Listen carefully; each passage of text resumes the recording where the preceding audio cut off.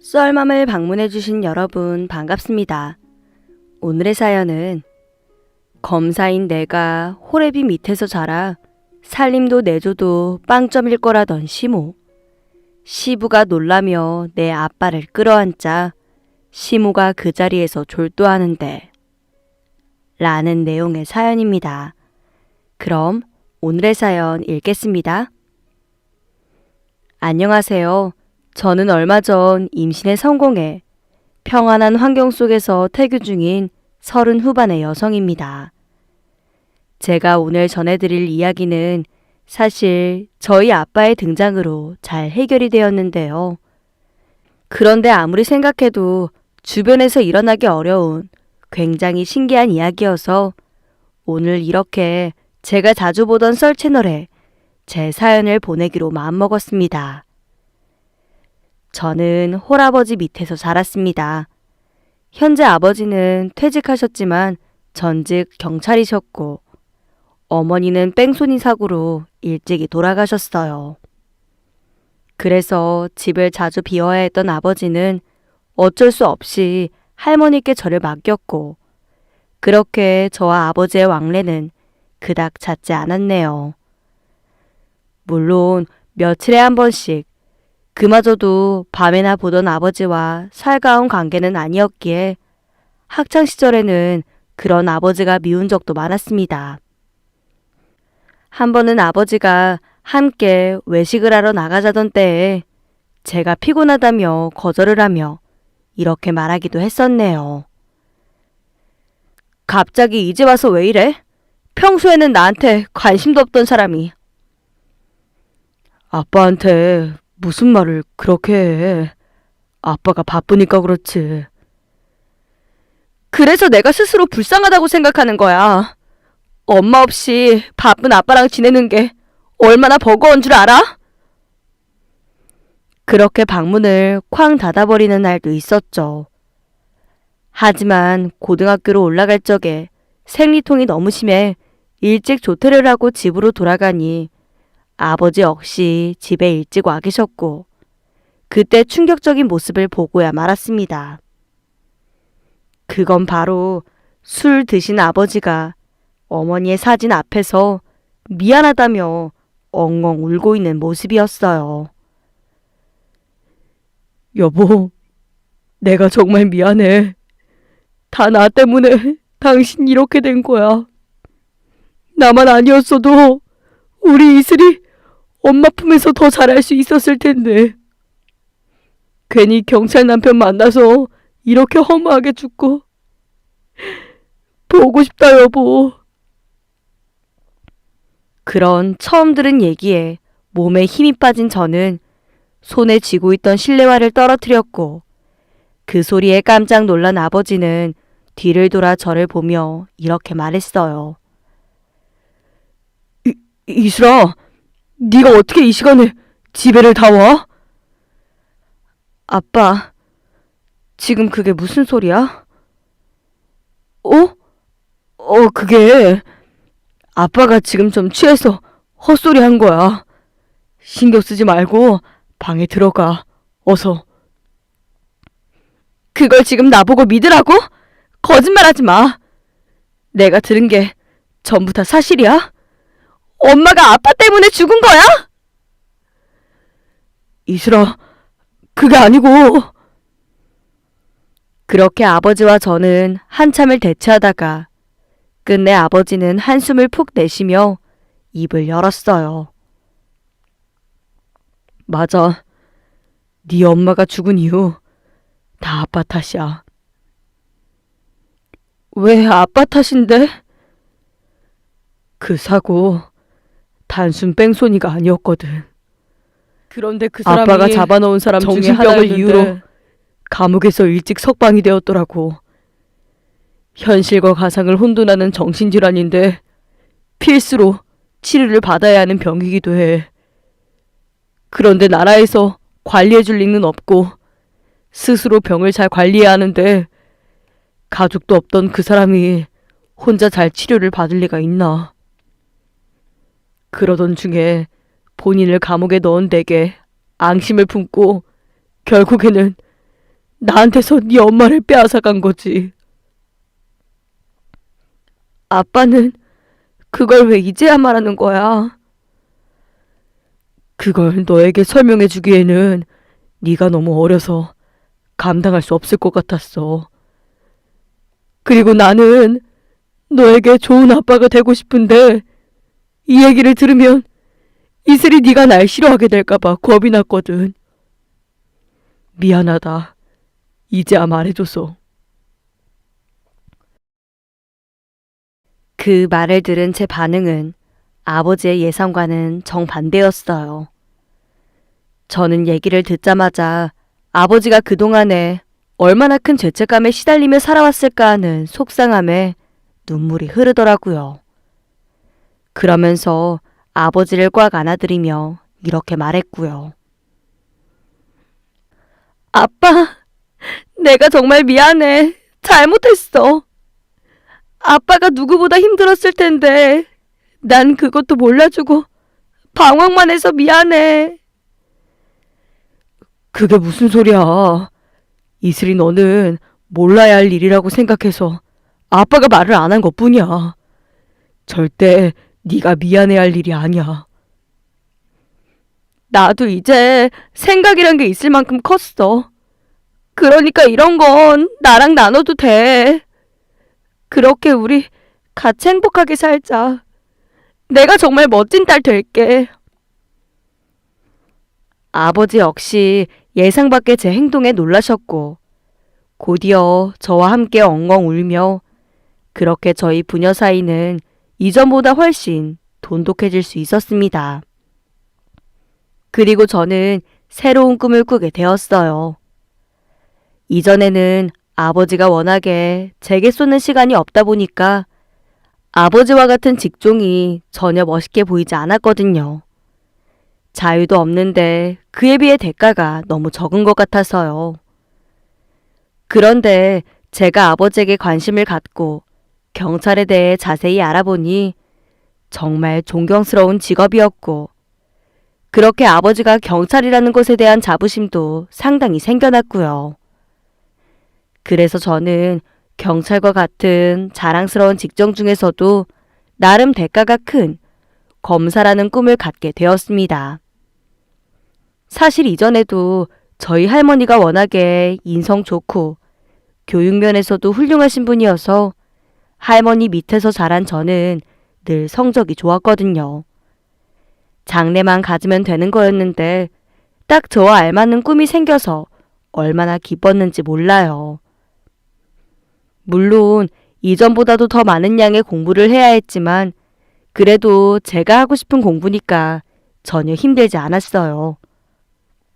그렇게 저는 검사가 되었습니다. 누가 뭐라 그래도 저는 여성 검사라는 것에 대한 자부심이 아주 큰 사람이에요. 그래서 그 어떤 소개팅이나 맞선 자리를 나가도 내가 제일 잘난 것처럼 굴고 다녔고요.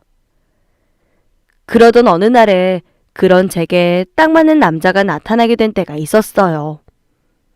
그 남자는 회사원 대리직이었는데 저를 그 누구보다 존경해주는 사람이었습니다. 검사라는 직업을 존경하는 것은 물론이고 바쁜 저를 대신해 늘 제 시간에 맞춰주고 무엇보다 저와 성격이 정말 잘 맞는 사람이었어요. 그런데 참 신기하게도 저를 이렇게나 사랑해주고 배려해주고 존경해주는 사람을 옆에 두니까 오히려 제 자신을 치켜세우는 버릇이 사라지게 되더라고요. 오히려 내면을 더욱 중시하는 사람으로 바뀌었고요. 저는 그 사람에게 좋은 영향을 많이 받았다고 생각합니다. 그래서 저는 더욱 그 사람과 결혼을 하고 싶었어요. 이렇게 서로를 존중해주는 관계이면 분명히 결혼 후에도 서로 좋은 영향을 줘가면서 잘 살 수 있지 않을까 그런 생각이 들더라고요. 그렇게 저는 남자친구에게 먼저 프로포즈를 하게 되었습니다. 남자친구는 당연히 너무나 기뻐했고요. 당장 저를 부모님께 인사시켜야 한다며 정신없이 신나하는데 그 모습이 어찌나 귀여웠는지 아직도 기억에 선명하게 남아있네요. 하지만 문제는 정말 의외인 곳에서 터지고야 말았습니다. 남자친구의 어머님, 그러니까 예비 시어머님은 남자친구와는 정반대의 생각을 갖고 계신 분이었어요. 아무래도 제가 남자친구보다 연봉도 더 높고 사회적 위치도 더 높은지라 남자친구가 잡혀 살 것 같아서 그랬는지는 모르겠지만 저를 기죽이려는 게 딱 봐도 눈에 보일 정도였거든요. 제가 시부모님 앞에 검사라고 소개하자 어머님은 안 입고 온 눈빛으로 제게 이렇게 말씀하셨어요. 그래 뭐 가끔 얘기는 들었다만 듣자하니 우리 혁조보다 나이가 4살이나 많다고? 네, 맞아요. 그래서 오히려 좋은 것 같아요. 서로를 더욱 존중해주면서 만나고 있거든요. 부모님은 뭐 하시나? 아버지는 전직 경찰이셨고 지금은 퇴직하셨어요. 그리고 어머니는 제가 어릴 적에 돌아가셨고요. 그럼 호래비 밑에서 자랐다는 건가? 아니요. 친할머니께서도 저를 돌봐주셨어요. 아무래도 엄마 없이 자라다 보면 살림도 내줘도 빵점일 테지. 그 말을 내뱉는 동시에 남자친구는 발끈하며 이렇게 화를 냈어요. 엄마, 오늘 처음 인사 온 사람한테 말이 왜 그래요? 이 사람 그런 취급 받을 사람 아니에요.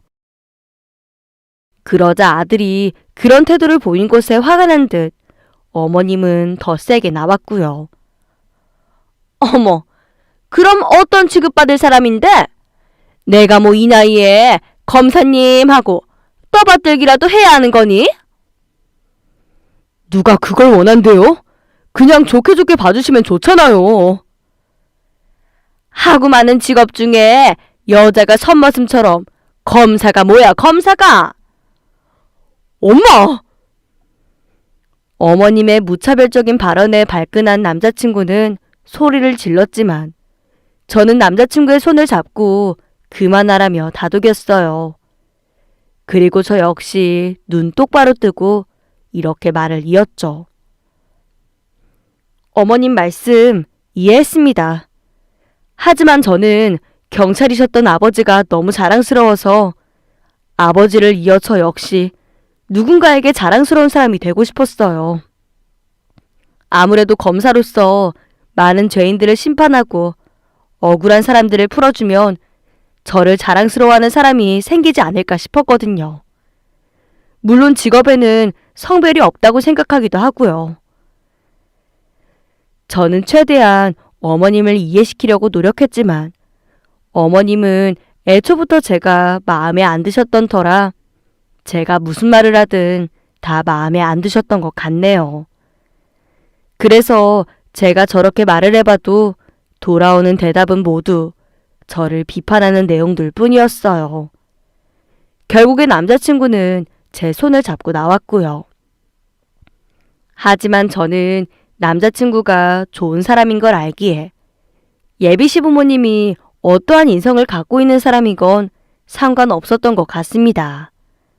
그래서 타격감도 별로 없었고 오히려 더 잘 보이려고 더 자주 시댁에 방문하곤 했네요.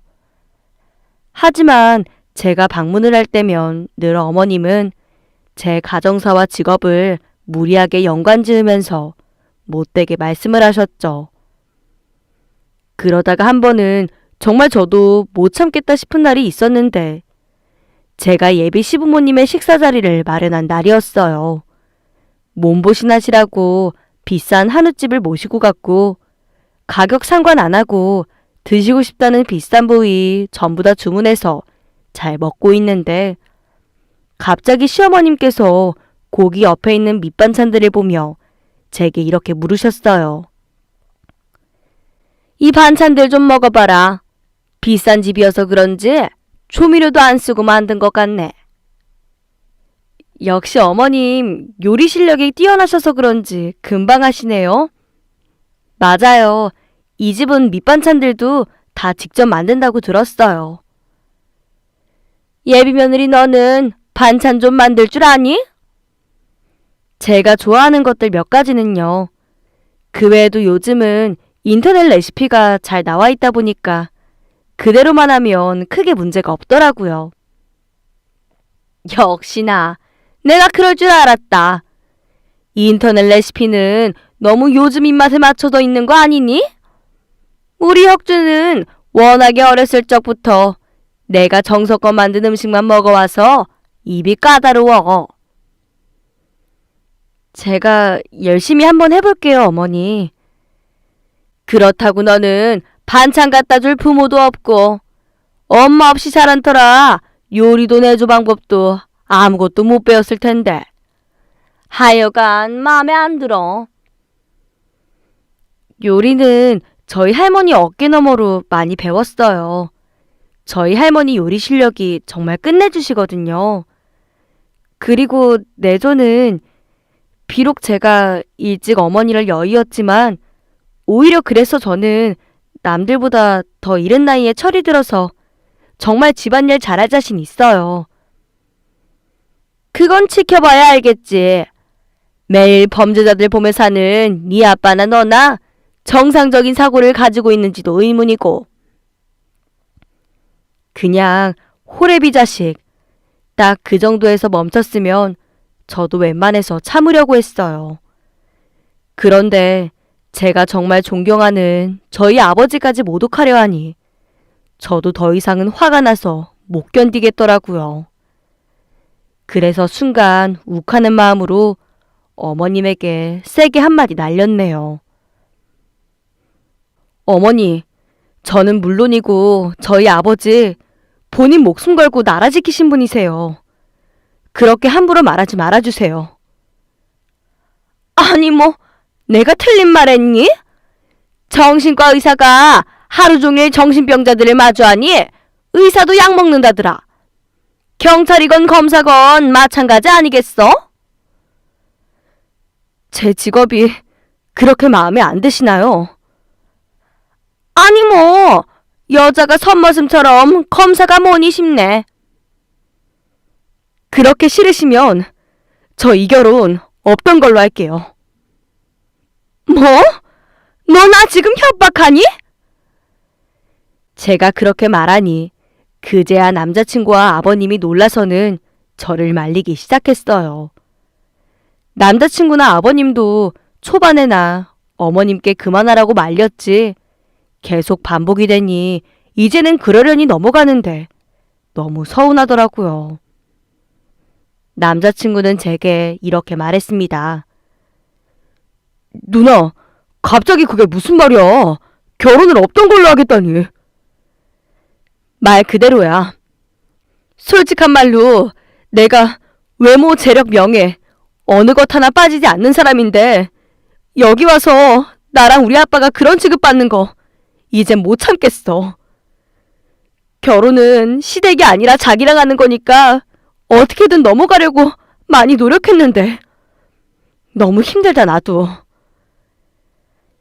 제가 이렇게 말하니 아버님도 앞에서 한마디 거드시더라고요. 아가, 일단 진정을 좀 하고 우리 이렇게 감정적으로 나오면 좋을 게 하나도 없잖니. 당신도 그만하고 좀 가만히 있어. 아버님, 아버님도 어머님 말씀에 동의하시는 거예요? 아니면 아니지. 그런데 왜 단 한 번도 저를 두둔해주지 않는 거예요? 지금도 이러는데 이런 조롱 섞인 말들 저는 연을 끊지 않는 이상 평생 들을 자신 없습니다. 그 말을 끝으로 저는 식당을 나왔어요. 물론 이미 끝낼 생각을 하고 나왔던지라 계산은 하지 않았고요. 추후에 남자친구가 계산했다는 말만 전해 들었네요. 그 이후로 소식을 듣게 된 아버지는 제게 잘 선택을 했다고 말씀해 주셨습니다. 저희가 서로 그 누구보다 힘들게 열심히 살아온 걸 알기에 그런 모욕을 주는 집과는 결혼하지 말라고 제게 못을 박은 것도 있었고 저 역시 생각을 굳힌 후였기도 하고요. 그런데 남자친구는 매일 저녁 저를 찾아와 무릎을 꿇고 빌며 이렇게 말했어요. 자기야, 내가 정말 잘할게. 난 누나밖에 없는 거 알잖아. 응? 파혼이라니 말도 안 돼. 난 절대 못해. 이미 다 엎질러진 물이야.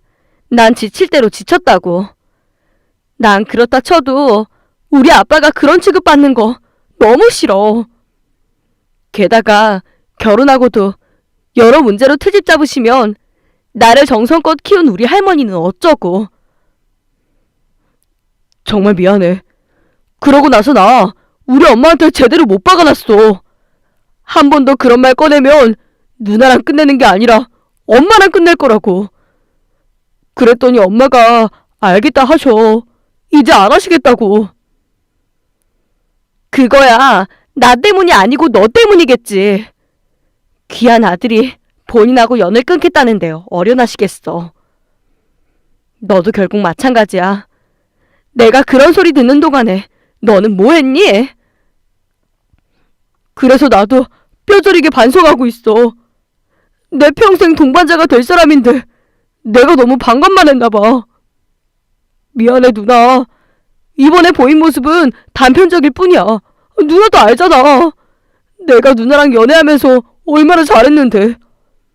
결혼해서도 그런 모습만 보인다고 약속할게. 응? 그 말도 사실 맞는 말이었어요. 제가 적은 나이는 아닌지라 남자 꽤나 많이 만나고 다녔지만 남자친구는 제가 만나온 남자 중에 단연 가장 가정적이고 다정한 남자였거든요. 그래서 결국 저는 남자친구의 그런 말들에 넘어가며 예정대로 상견례를 진행하게 되었네요. 아버지도 최대한 잘 설득을 시켜드렸고요. 그래도 천만다행인 게 아버지는 저를 가장 존중해주는 분이었기에 제가 어떤 선택을 하든 제가 가장 최선의 선택을 했다고 믿어주는 분이었어요. 그래서 제게 이렇게 말하셨고요. 이슬아, 아빠가 늘 말하지만 너는 참 똑똑한 아이니까 네가 선택한 길이 최선의 선택이었다고 믿을 거야. 그래서 아빠는 이해가 가지 않는 사돈댁을 네가 이해할 수 있다면 아빠도 이해해야지 뭐 어떡하겠니. 맞지. 그래서 내가 이런 생각을 갖고 있는 아빠를 정말 좋아하는 거잖아. 하지만 네가 한 가지 알아둬야 할 것도 있다. 설령 네가 한 선택에 문제가 생겼다고 해도 그때 다시 아빠에게 돌아오는 선택을 하면 돼. 그리고 네가 절대 틀렸다고 생각해서도 안 된다. 알아. 아빠가 늘 하던 말이잖아. 내가 어떤 선택을 하던 다 후회할 날이 온다고. 나는 그저 조금이라도 덜 후회할 선택을 하면 된다고. 그럼 그런 거지. 아빠는 여태껏 그렇게 살아왔고 그래서 아빠 스스로 선택한 길로 만들어진 아빠의 인생에 있어서 조금의 후회도 미련도 없어. 너도 그렇지? 그럼 당연하지. 그래. 그럼 예정대로 상견례 진행하자. 그렇게 어렵게 잡은 상견례에 저는 아버지를 모시고 약속 시간보다 20분 정도 일찍 도착했어요.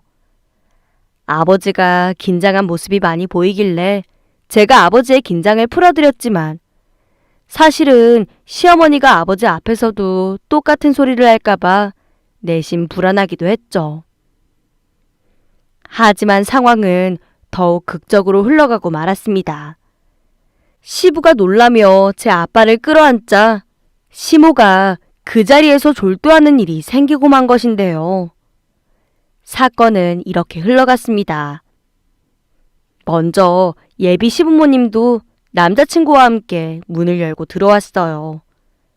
저희 아버지는 일어나서 시부모님을 향해 인사를 드렸고요. 아이고, 안녕하세요. 처음 뵙겠습니다. 저는 이슬이 아빠 되는 사람입니다. 그런데 그런 아버지를 시아버님께서 가만히 서서 한참을 바라보시더니 문득 이런 말을 하시는 거예요. 아니, 최명길 형사님 아니십니까? 아, 제 이름으로 어떻게 아시고? 아이고, 맞네, 맞아. 이걸 어째? 그러더니 시아버님은 저희 친정아빠에게 다가와 와라 끌어안으며 화색을 띄웠어요. 그러면서 이렇게 본인을 소개했고요. 저예요, 형사님. 20년 전 형사님이 우리 집 전 재산 가져간 사기꾼 일주일 잠복해서 잡아주셨잖아요. 그 덕분에 우리 아내랑 아들 길바닥에 나앉게 생긴 거 가까스로 목숨 살려주셨는데 저 기억 안 나세요? 20년 전이면 맞네요. 그때 제 손을 잡고 눈물을 보이시며 아내와 아들이 있다며 살려달라고 꼭 잡아달라고 하셨죠. 예, 맞습니다. 그때 우리 아내가 이상한 거에 씌여서 사기를 당해오는 바람에 아휴, 그런데 형사님 때문에 살았죠. 아니었음 우리 가족 어떻게 됐을지 상상도 하기 싫어요. 시간이 그렇게 많이 흘렀는데 저를 기억해 주시니 정말 감사합니다. 이제는 이렇게 사돈관계가 되었네요. 아이, 당연히 기억해야죠. 몇 번 찾아뵈려고 경찰서도 찾아가 봤는데 아무래도 형사님이시다 보니 워낙에 바쁘셔서 늘 마음 한켠에 형사님 생각이 어찌나 나든지. 그런데 이렇게 뵙게 되어서 영광입니다. 참, 사람 인연이라는 게 어떻게 이렇게도 특별할 수 있는지. 알고 보니 시댁가정은 20년 전 저희 아빠가 잡은 사기꾼의 피해자였어요. 게다가 그 피해를 받은 원인 제공자는 다름 아닌 시어머니였고요. 그 말인 즉슨 시어머니야말로 저희 아빠에게 평생 감사해야 할 사람이라는 건데 그렇게나 저와 저희 아빠를 욕하고 다녔으니 상황을 파악한 뒤로 시어머니는 식사 자리 내내 식은땀을 뻘뻘 흘리시더군요. 솔직히 좀 꼬시긴 했어요. 그래서 저는 한껏 걱정된다는 가식적인 표정으로 어머님께 이렇게 물었죠. 어머님, 어디 불편하세요?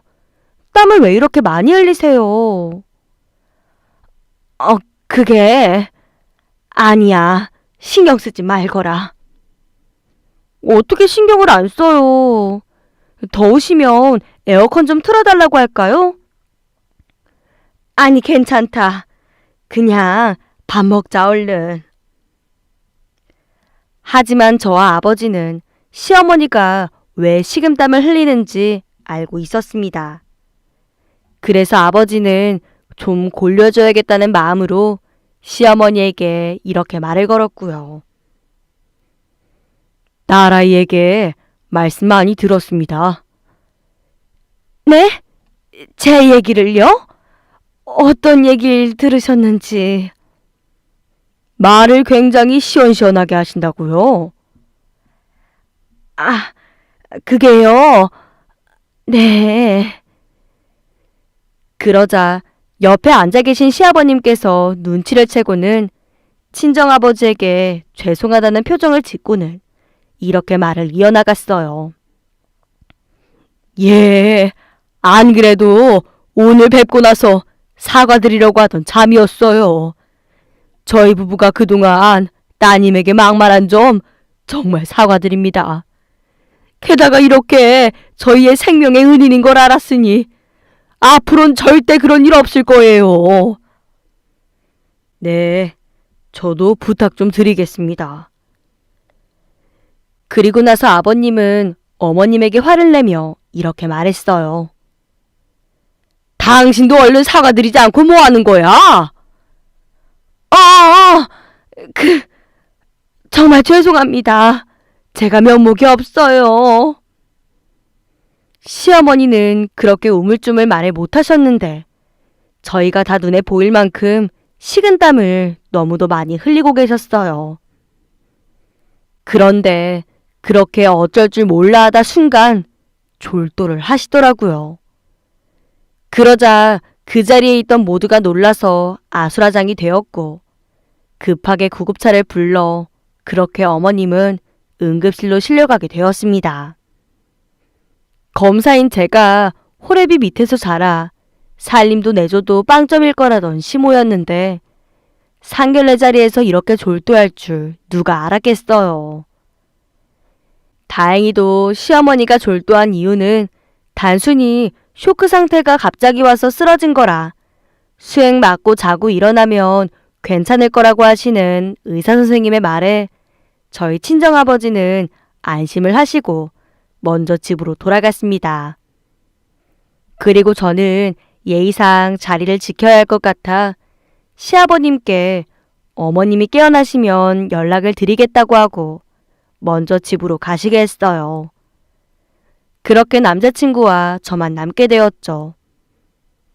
그 자리에서 남자친구는 제게 이렇게 말하더라고요. 계속 있어줘서 정말 고마워. 자기도 오늘 상견례 준비하느라 많이 애썼을 텐데. 나야 뭐. 자기야말로 어머님이 갑자기 쓰러지셔서 많이 놀랐겠다. 그런데 대충 예상이 가기는 하네. 아마 자기랑 장인어른께 죄송한 마음에 그런 게 아닐까 싶어. 내가 어리긴 했지만 대충은 다 기억하거든. 엄마가 사기꾼 말에 홀랑 넘어가서 전 재산을 다 날릴 위기에 처하고 그때 두 분 관계가 정말 바닥까지 가서 이혼 직전까지 갔었어. 돈이 없으니 나조차도 서로 데려가라고 난리였고 엄마는 죄책감에 시달리고 그러다 사기꾼이 정말 극적으로 잡힌 거야. 그런데 정말 다행히 우리 돈은 남아있었고 그러니 장인어른이 우리 가족에게 있어서 어떤 의미겠어. 그러네. 다시 한번 우리 아빠가 자랑스러워지는 순간이다. 우리 엄마 깨어나면 나는 근처에 있을 테니까 둘이 대화를 좀 하는 게 좋을 것 같은데 어때? 그래, 그렇게 할게. 그렇게 1시간 정도 흘렀을까? 시어머니가 깨어났다는 말에 저는 조심스럽게 시어머니 곁으로 다가갔어요. 시어머니는 저를 보자마자 울컥한 마음에 눈물부터 흘렸고요. 이슬아, 몸은 좀 어떠세요? 괜찮으세요? 나는 아플 자격도 없지. 왜 말을 그렇게 하세요? 저희가 얼마나 놀랐는지 아세요? 나야말로 어찌나 놀랐는지. 너를 헐뜯고 비방했던 게 하나둘씩 떠오르는데 내가 왜 그랬는지도 잘 모르겠고 그저 미안한 마음이 너무 커서. 솔직히 사과도 사과지만 저는 어머님의 좀 더 솔직한 마음을 알고 싶어요. 왜 그렇게도 저를 싫어하신 건지. 그냥 내가 잠깐 미쳤던 거지. 네가 우리 아들보다 잘난 게 너무 많아서 혁주가 너에게 잡혀 살진 않을까 마음속으로 전전긍긍했던 것 같아. 검사라는 직업이 정말 대단하다는 거 나도 물론 알지만 한편으로는 협박도 참 많이 받는 직업인데 게다가 혁주에게 들었어. 너희 어머니가 돌아가시게 된 이유. 우리 아들도 그렇게 되면 어쩌나 불안감은 더 커지더라고. 그런데 너는 알면 알수록 정말 대단한 사람이었다. 하지만 내가 정말 미쳐서 도대체 무슨 자격지심 때문인지 자꾸만 마음속에서 네가 미워졌던 거야. 아까도 들었겠지만 나는 우리 가정을 망치려고 했던 장본인이기도 해. 애초에 나 역시 못 배운 사람인지라 결혼을 원했을 때 시댁에서 참 많이도 반대하기도 했고, 그래서 시집살이를 호되게 했지. 그러다가 하루는 더 이상 못 참겠다 싶어서 나도 우리 가정에 보탬이 되고 싶다는 생각이 들었어. 그래서 사기꾼의 말에 홀라당 넘어갈 정도로 어리석은 판단을 하고 말았지. 그 사람 말이면 우리 가정이 나 덕분에 떼부자가 되는 건 한순간이겠더라고. 그런데 결국 나는 사기에 걸려든 거였고, 너희 아버지 덕분에 가까스로 살아났다. 하지만 그 이후로 나는 더욱 천대를 받아야 했어. 그래서 지금 내 꼴이 이런 거다. 열등감 덩어리인 상태 말이야. 그런 상태에서 너라는 대단한 여자를 만났는데 내가 셈이 안 날 수가 있어야지. 이게 내가 널 미워했던 이유야. 정말 유치하지? 나도 알아. 그래서 정말 미안하다.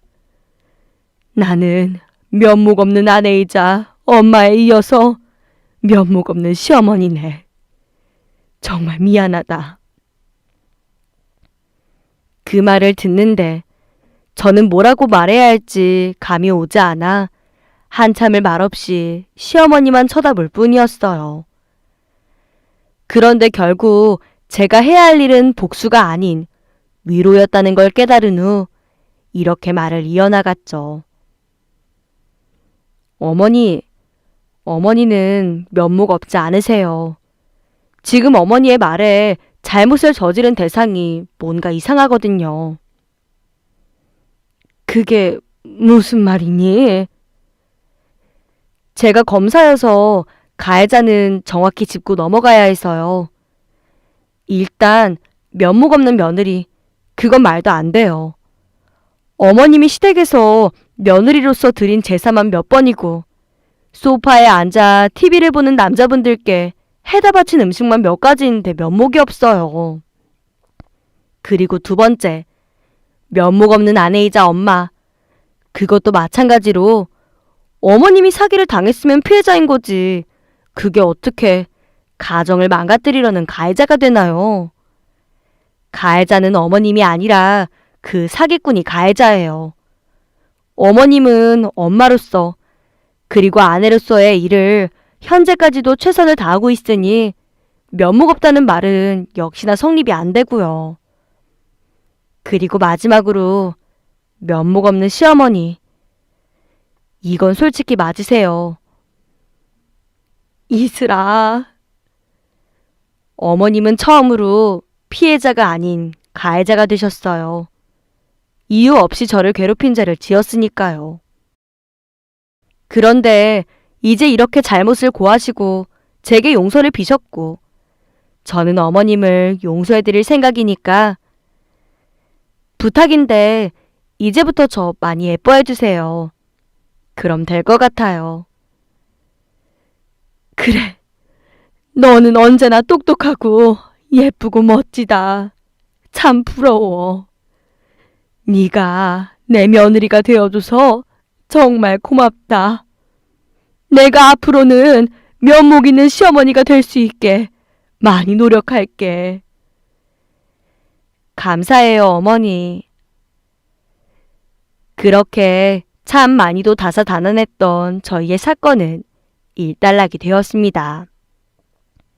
이후로 저와 남자친구는 결혼식도 잘 올려 부부가 되었고 예상대로 남편은 역시나 제게 있어서 늘 좋은 영향력을 주는 멋진 남편이 되어 있었어요.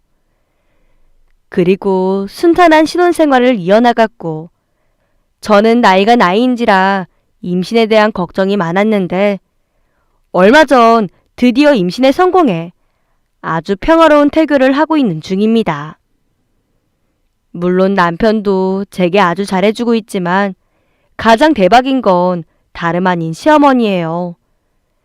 저와 시어머니가 화해를 한 뒤로 시어머니는 저를 귀한 딸처럼 여기며 제가 원하는 거라면 뭐든 해주실 것처럼 굴고 제게 아무 일도 시키지 않는 최고의 시어머니 모습을 보이고 계시거든요.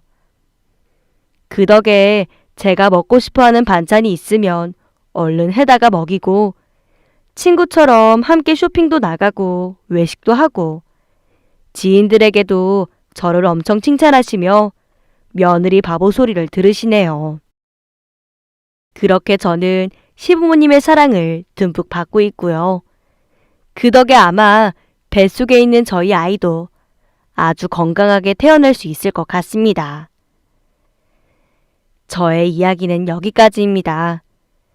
태교 중에 뭘 하면 좋을까 고민을 하다 찾게 된 것이 바로 제 사연을 적는 거였는데요.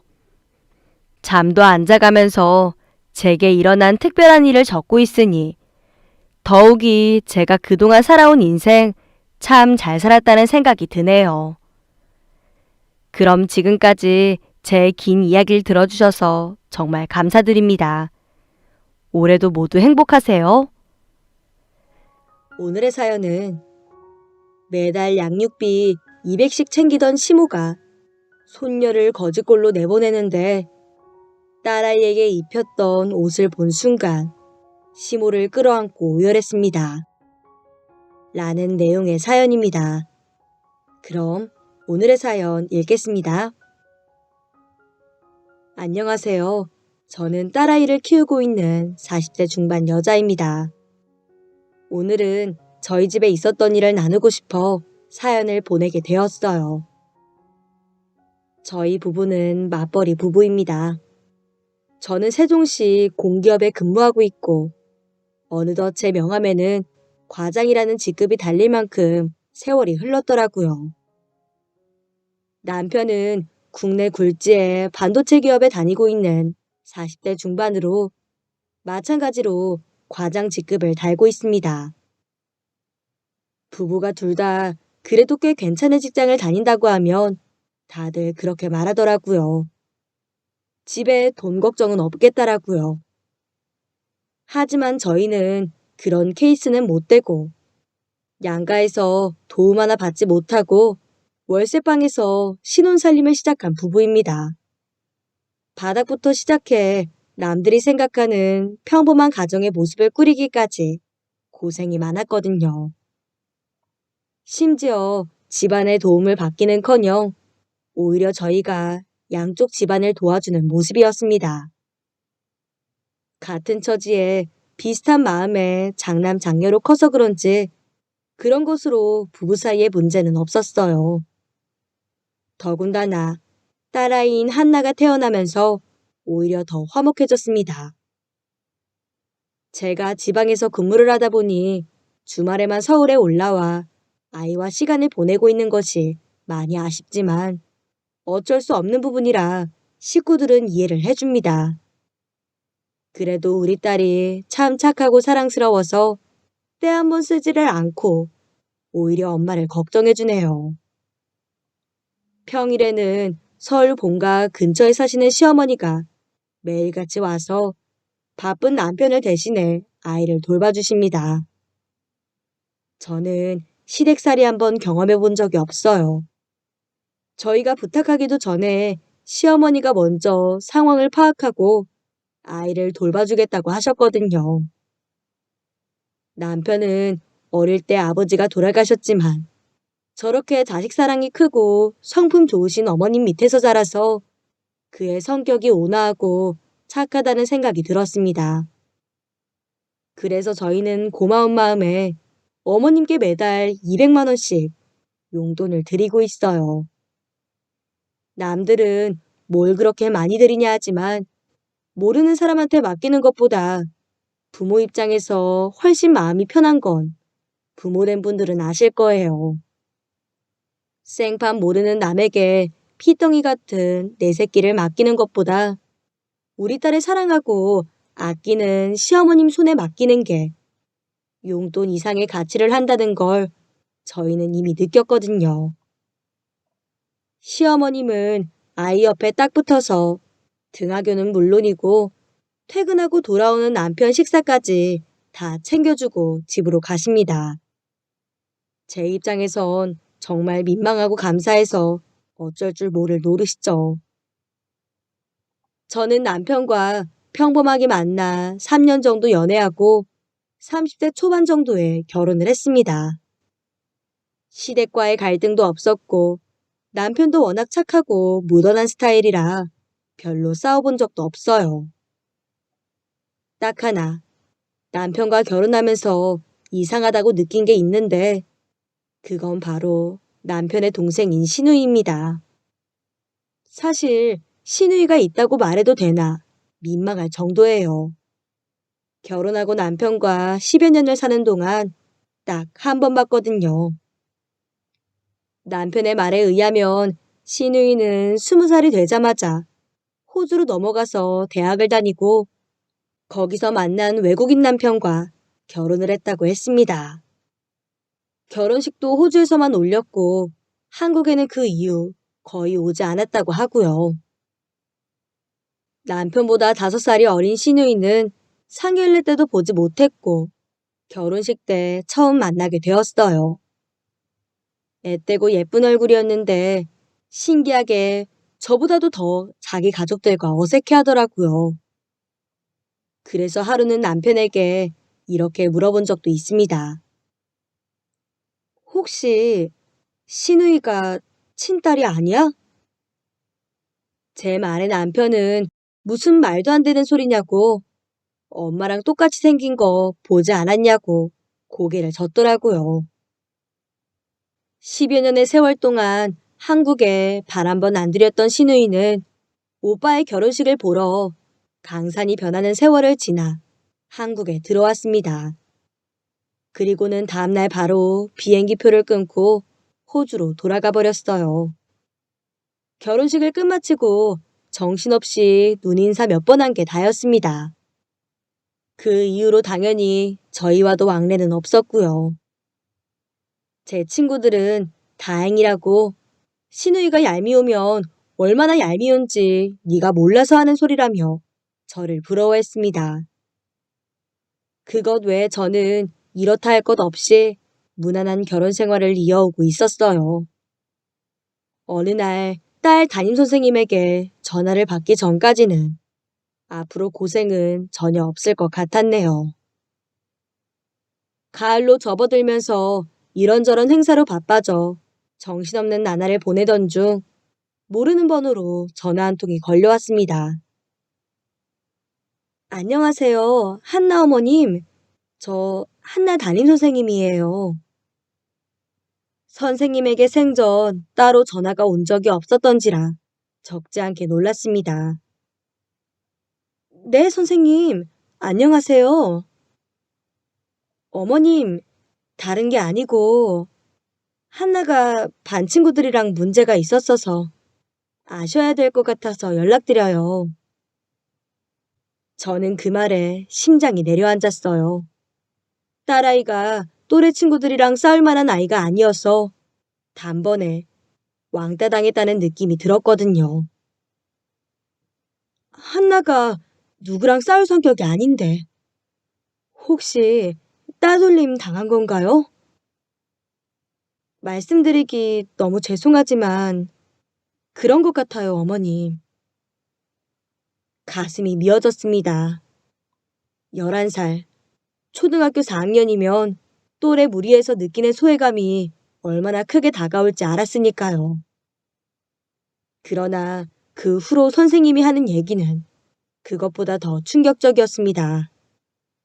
한나가 관리되지 않은 것 같고 오랫동안 빨래를 하지 않아서 냄새가 나는 옷을 자주 입고 왔는데 같이 어울리던 여자아이들이 그걸 핑계로 한나를 배척한다는 것이었어요. 아니, 저희 부부가 아무리 저축을 열심히 한다고 해도 설령 내가 거적대기를 두르고 다니는 한이 있어도 우리 딸 옷에 돈을 아낄까 봐요. 저는 너무나 당황스러워 그게 무슨 소린지 모르겠다고 하자 담임 선생님은 꽤나 단호하게 대답했습니다.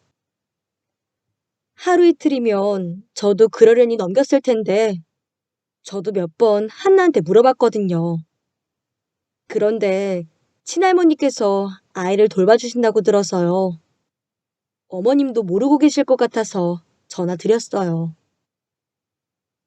저는 그때부터 미친 듯이 심장이 뛰고 일이 하나도 손에 잡히지 않아 다음 날과 그 다음 날 연차를 내고 바로 서울로 올라갔습니다. 이게 무슨 소린지 이해도 안 됐고 말도 안 된다고 생각했거든요. 저희 집에서 가장 옷이 많은 사람은 누가 뭐래도 한나였고 무리해서라도 그 나이대에만 입을 수 있는 예쁜 옷도 계절별로 잔뜩 사뒀습니다. 저는 단벌 신사처럼 맨날 똑같은 옷에 같은 가방만 들고 다녀도 노랑, 파랑, 주황 예쁜 옷 입은 내 새끼 보는 게 제 인생의 낙이었단 말이죠. 저는 그날 집으로 달려와 잔뜩 풀이 죽어있는 딸아이를 달랬어요. 그동안 힘든 일이 있었는데 엄마가 몰라줘서 미안하다.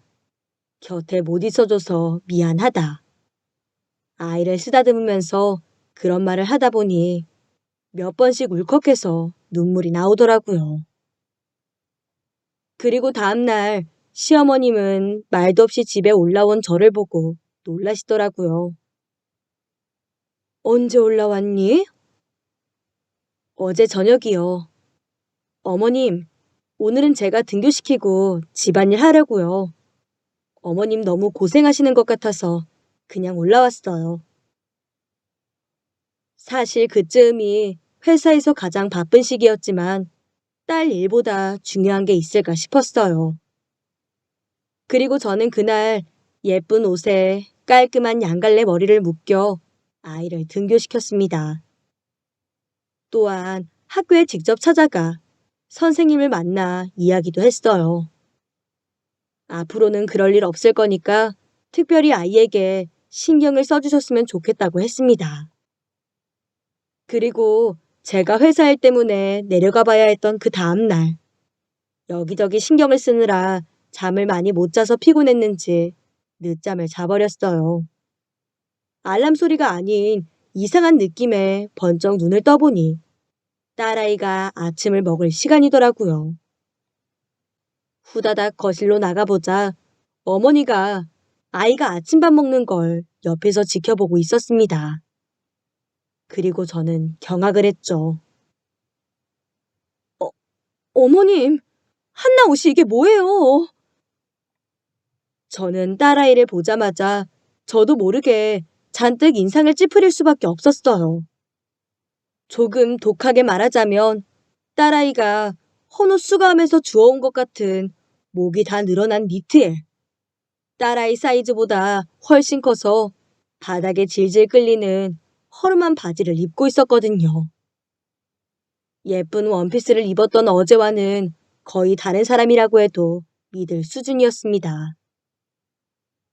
저는 울컥하는 마음에 아이를 데리고 옷방으로 들어가 옷을 싹 갈아입혔어요. 그리고 제가 등교시키겠다며 아이를 데리고 집을 나왔습니다. 그렇게 아이를 등교시키고 마음을 가다듬고 집으로 돌아왔을 때 어머님은 거실에 우두커니 앉아서 텔레비전을 보고 있었습니다. 어머님, 저 드릴 말씀 있어요. 그래.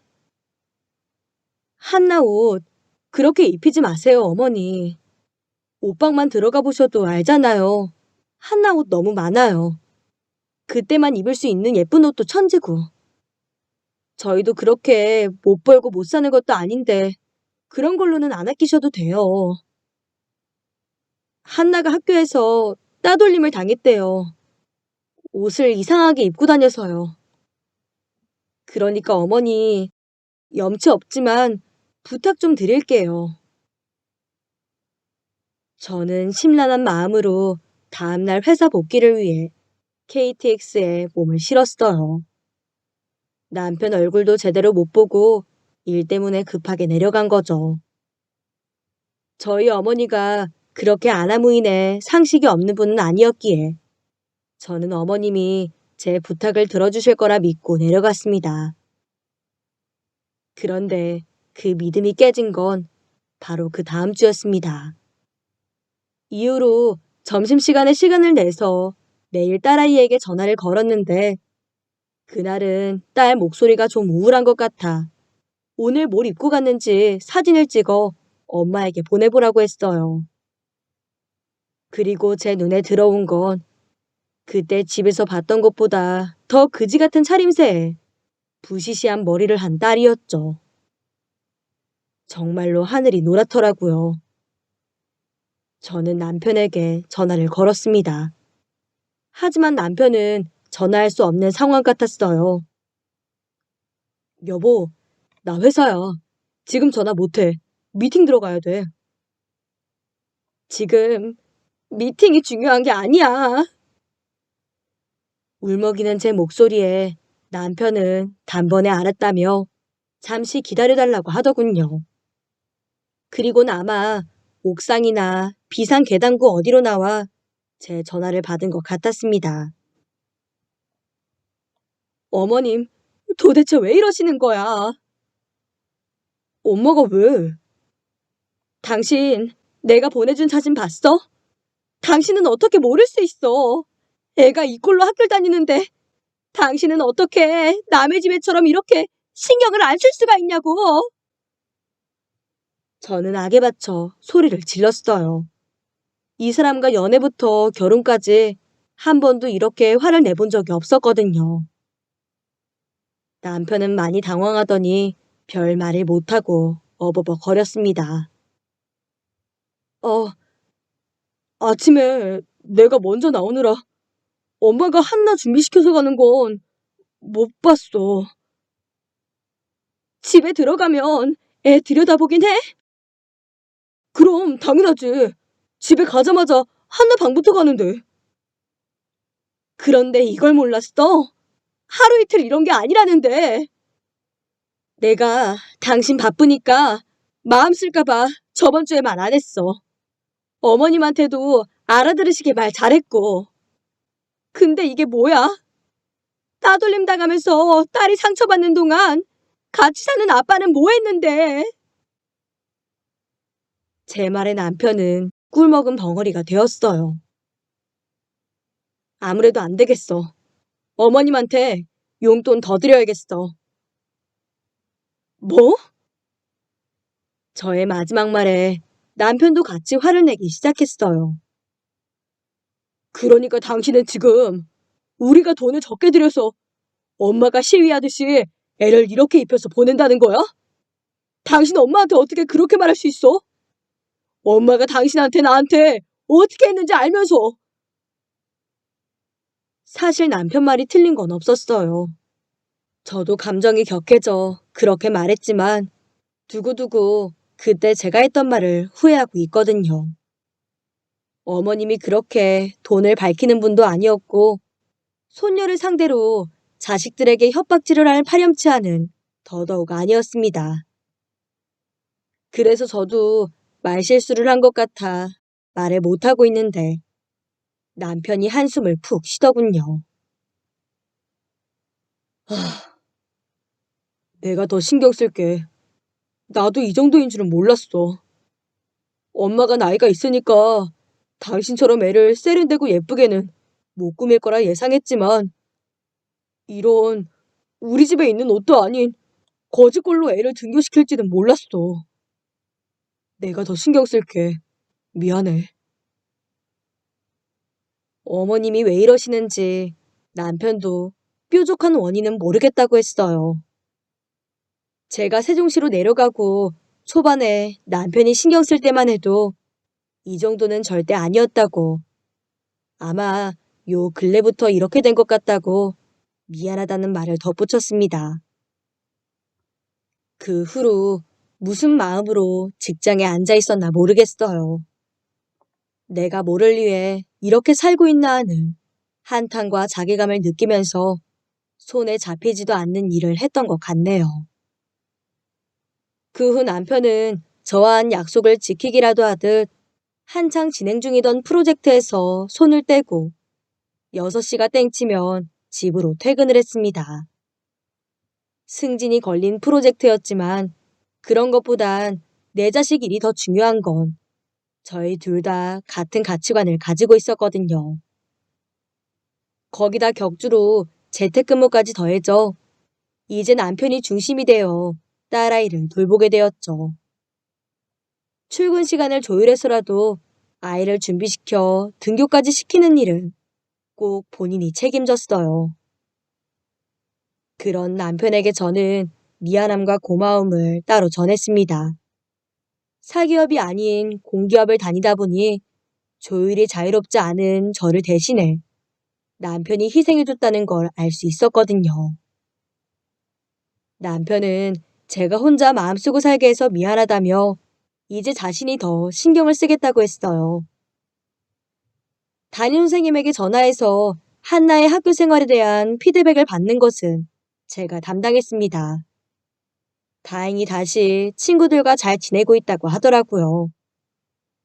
주말에 저만 가면 울상이 되어 월요일에 회사 가기 싫어하는 저보다 더 고통스러워하며 학교 가기 싫다고 떼를 쓰던 게 많이 줄어들면서 서서히 나아지고 있다는 걸 저도 느끼고 있었습니다. 그렇게 모든 문제가 정상 궤도로 돌아오고 있다는 걸 느꼈어요. 그러던 어느 날, 시어머니가 사시는 아파트 관리 사무소에서 전화가 왔습니다. 저는 여유로운 마음으로 회사에서 일을 하다 들은 소리에 또 한 번 입을 틀어막을 수밖에 없었죠. 지금 할머니들이랑 아주머니들이 도박판을 벌이다가 발각이 됐는데요. 네? 312호 아주머님, 며느님 맞으시죠? 2번으로 전화하면 된다고 들었는데 여기 파출소에서 경찰 양반들도 나오고 난리도 아니에요. 사춘기 10대처럼 사고를 치는 어머님을 이해할 수가 없었습니다. 저는 차마 남편에게 전화할 수 없어 집에 급한 일이 있다고 얘기를 하고 후다닥 서울로 올라왔어요. 제가 도착했을 때는 이미 밤이 늦은 시간이었고 일단 관리사무소로 찾아갔습니다. 그러자 이제야 오셨냐며 언짢아 하시면서 말하더라고요. 아니, 어머님 혼자 사시는 것 같은데 신경 좀 쓰세요. 그게 무슨 큰 판돈이 걸린 것도 아니고 동네 주민들끼리 심심풀이로 시간 때우자고 그런 건 아는데 소음 때문에 아랫집에서 파출소에 신고를 했나 봐요. 왔더니 열댓 명이 도박판을 벌이고 있으니 경찰 양반들도 그냥 못 넘어가지. 그래서 어머님은 어떻게 되셨는데요? 그냥 잠깐 조사받고 끝났어요. 그런 거 하시면 안 된다고 며느리가 주의 좀 시켜요. 저는 알겠다며 고개를 숙였어요. 그리고 퇴근한 남편에게 전화해 자초지종을 알려줬고 남편도 곧장 어머님 댁으로 한나를 데리고 달려왔습니다. 저는 큰일은 아니니 걱정 말라며 남편을 안심시켰고 어머님을 만나러 갔죠. 어머니, 괜찮으세요? 많이 놀라셨죠? 제 말에 어머님은 한숨을 푹푹 쉬며 바쁜데 뭐하러 왔냐고 가보라고 손사래를 치셨어요. 그래도 걱정되는데 어떻게 안 와봐요. 됐다. 자식들 보기 부끄러워서 원. 남편이 그제야 한마디 거들더라고요. 엄마, 왜 이래요 요즘? 생전 화투니 도박이니 쳐다도 안 보시더니 정말 왜 이러세요? 남편의 목소리엔 실망과 짜증이 잔뜩이었습니다. 사실 저도 그 전화를 처음 받고 화가 났었지만 막상 풀이 죽어있는 시어머니를 보니까 그런 마음이 쏙 들어가더라고요. 들이닥친 경찰들한테 죄인처럼 조사를 받았을 시어머니를 생각하니 마음이 시큰거렸습니다. 그날 시어머님에게 몇 번이나 놀라시지 않았냐, 괜찮냐 확인을 하고 남편과 집에 돌아와 한날을 재웠습니다. 그나마 내일이 주말이라 저도 좀 쉴 수 있겠다 싶었는데 이렇게 된 이상 마음이 놓이질 않았어요. 참담한 마음으로 거실에 혼자 술을 마시고 있는 남편 곁에 가서 앉으며 말을 걸었습니다. 너무 그러지 마. 재미로 친구분들이랑 그럴 수 있는 거지. 소음 때문에 왔다가 잡힌 거지. 무슨 거기서 불법 도박을 하신 것도 아니고. 안 그러던 양반이 저러니까 나도 너무 혼란스러워. 그렇긴 해. 나도 어머님이 갑자기 왜 저러시나 많이 고민을 해봤는데 머뭇거리는 제 말에 남편은 얼른 말해보라는 눈치였어요. 나이도 있으시고 혹시 치매기가 있으신 건 아닌가 싶어. 제 조심스러운 말에 남편은 또 한 번 술잔을 따라 마셨어요. 그러면서 나지막히 자기도 그런 생각을 안 해본 건 아니라고 하더군요. 그날 밤 남편과 술을 마시며 차분히 이야기를 나눴습니다. 저희의 결론은 일단 시어머니를 종합병원에 모시고 가 치매기가 있나 검사를 하자는 것이었죠. 결과가 어떻든 저희는 시어머니를 모실 마음이 충분했고 할 수 있는 만큼 최대한 먼저 대비하자는 생각이었습니다. 그날 밤엔 잠도 제대로 못 잤던 것 같아요. 사실 이제와 말하면 직장을 그만둘 생각도 했습니다. 벌이야 비슷하지만 남편 쪽이 나가 버는 게 낫고 저도 이참에 아이를 곁에서 키우고 싶었거든요. 어머님도 모시고요. 그리고 다음날 친한 친구 중 대학병원 정신과에 근무하는 친구가 있어 따로 연락을 했습니다. 예약을 잡는 게 쉽지 않아 친구를 통해 바로 다음 주에 저와 남편이 휴가를 낼 수 있는 날로 맞춰보려고요. 그런데 친구는 예약은 어렵지 않은데 시어머님을 자기가 먼저 만나보고 싶다고 하더군요. 우리 어머님을 만나보고 싶다고? 음, 나이가 있다고 꼭 다 치매는 아닐 수 있거든. 정신과에도 나이 드신 분들 많이 와. 그렇지만 병원에 모셔오기 그러면 내일 내가 갈게. 그냥 네 친구라고 밥 한 끼 차 한잔하면서 같이 얘기할 수 있어. 이 친구는 사실 저와 오랜 시간을 함께 보낸 친구였습니다. 대학 시절 장학금을 받으며 힘들게 의대를 다니는 친구를 위해 제가 물심양면으로 도와준 게 많았어요.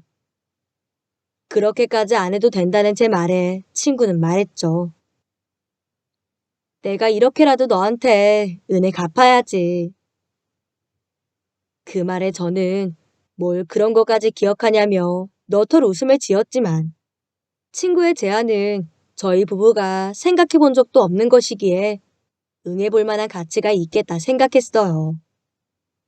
정신과라면 어머님도 부담을 느끼겠지만 제 친구라면 그냥 편하게 대할 수 있을 것 같았거든요.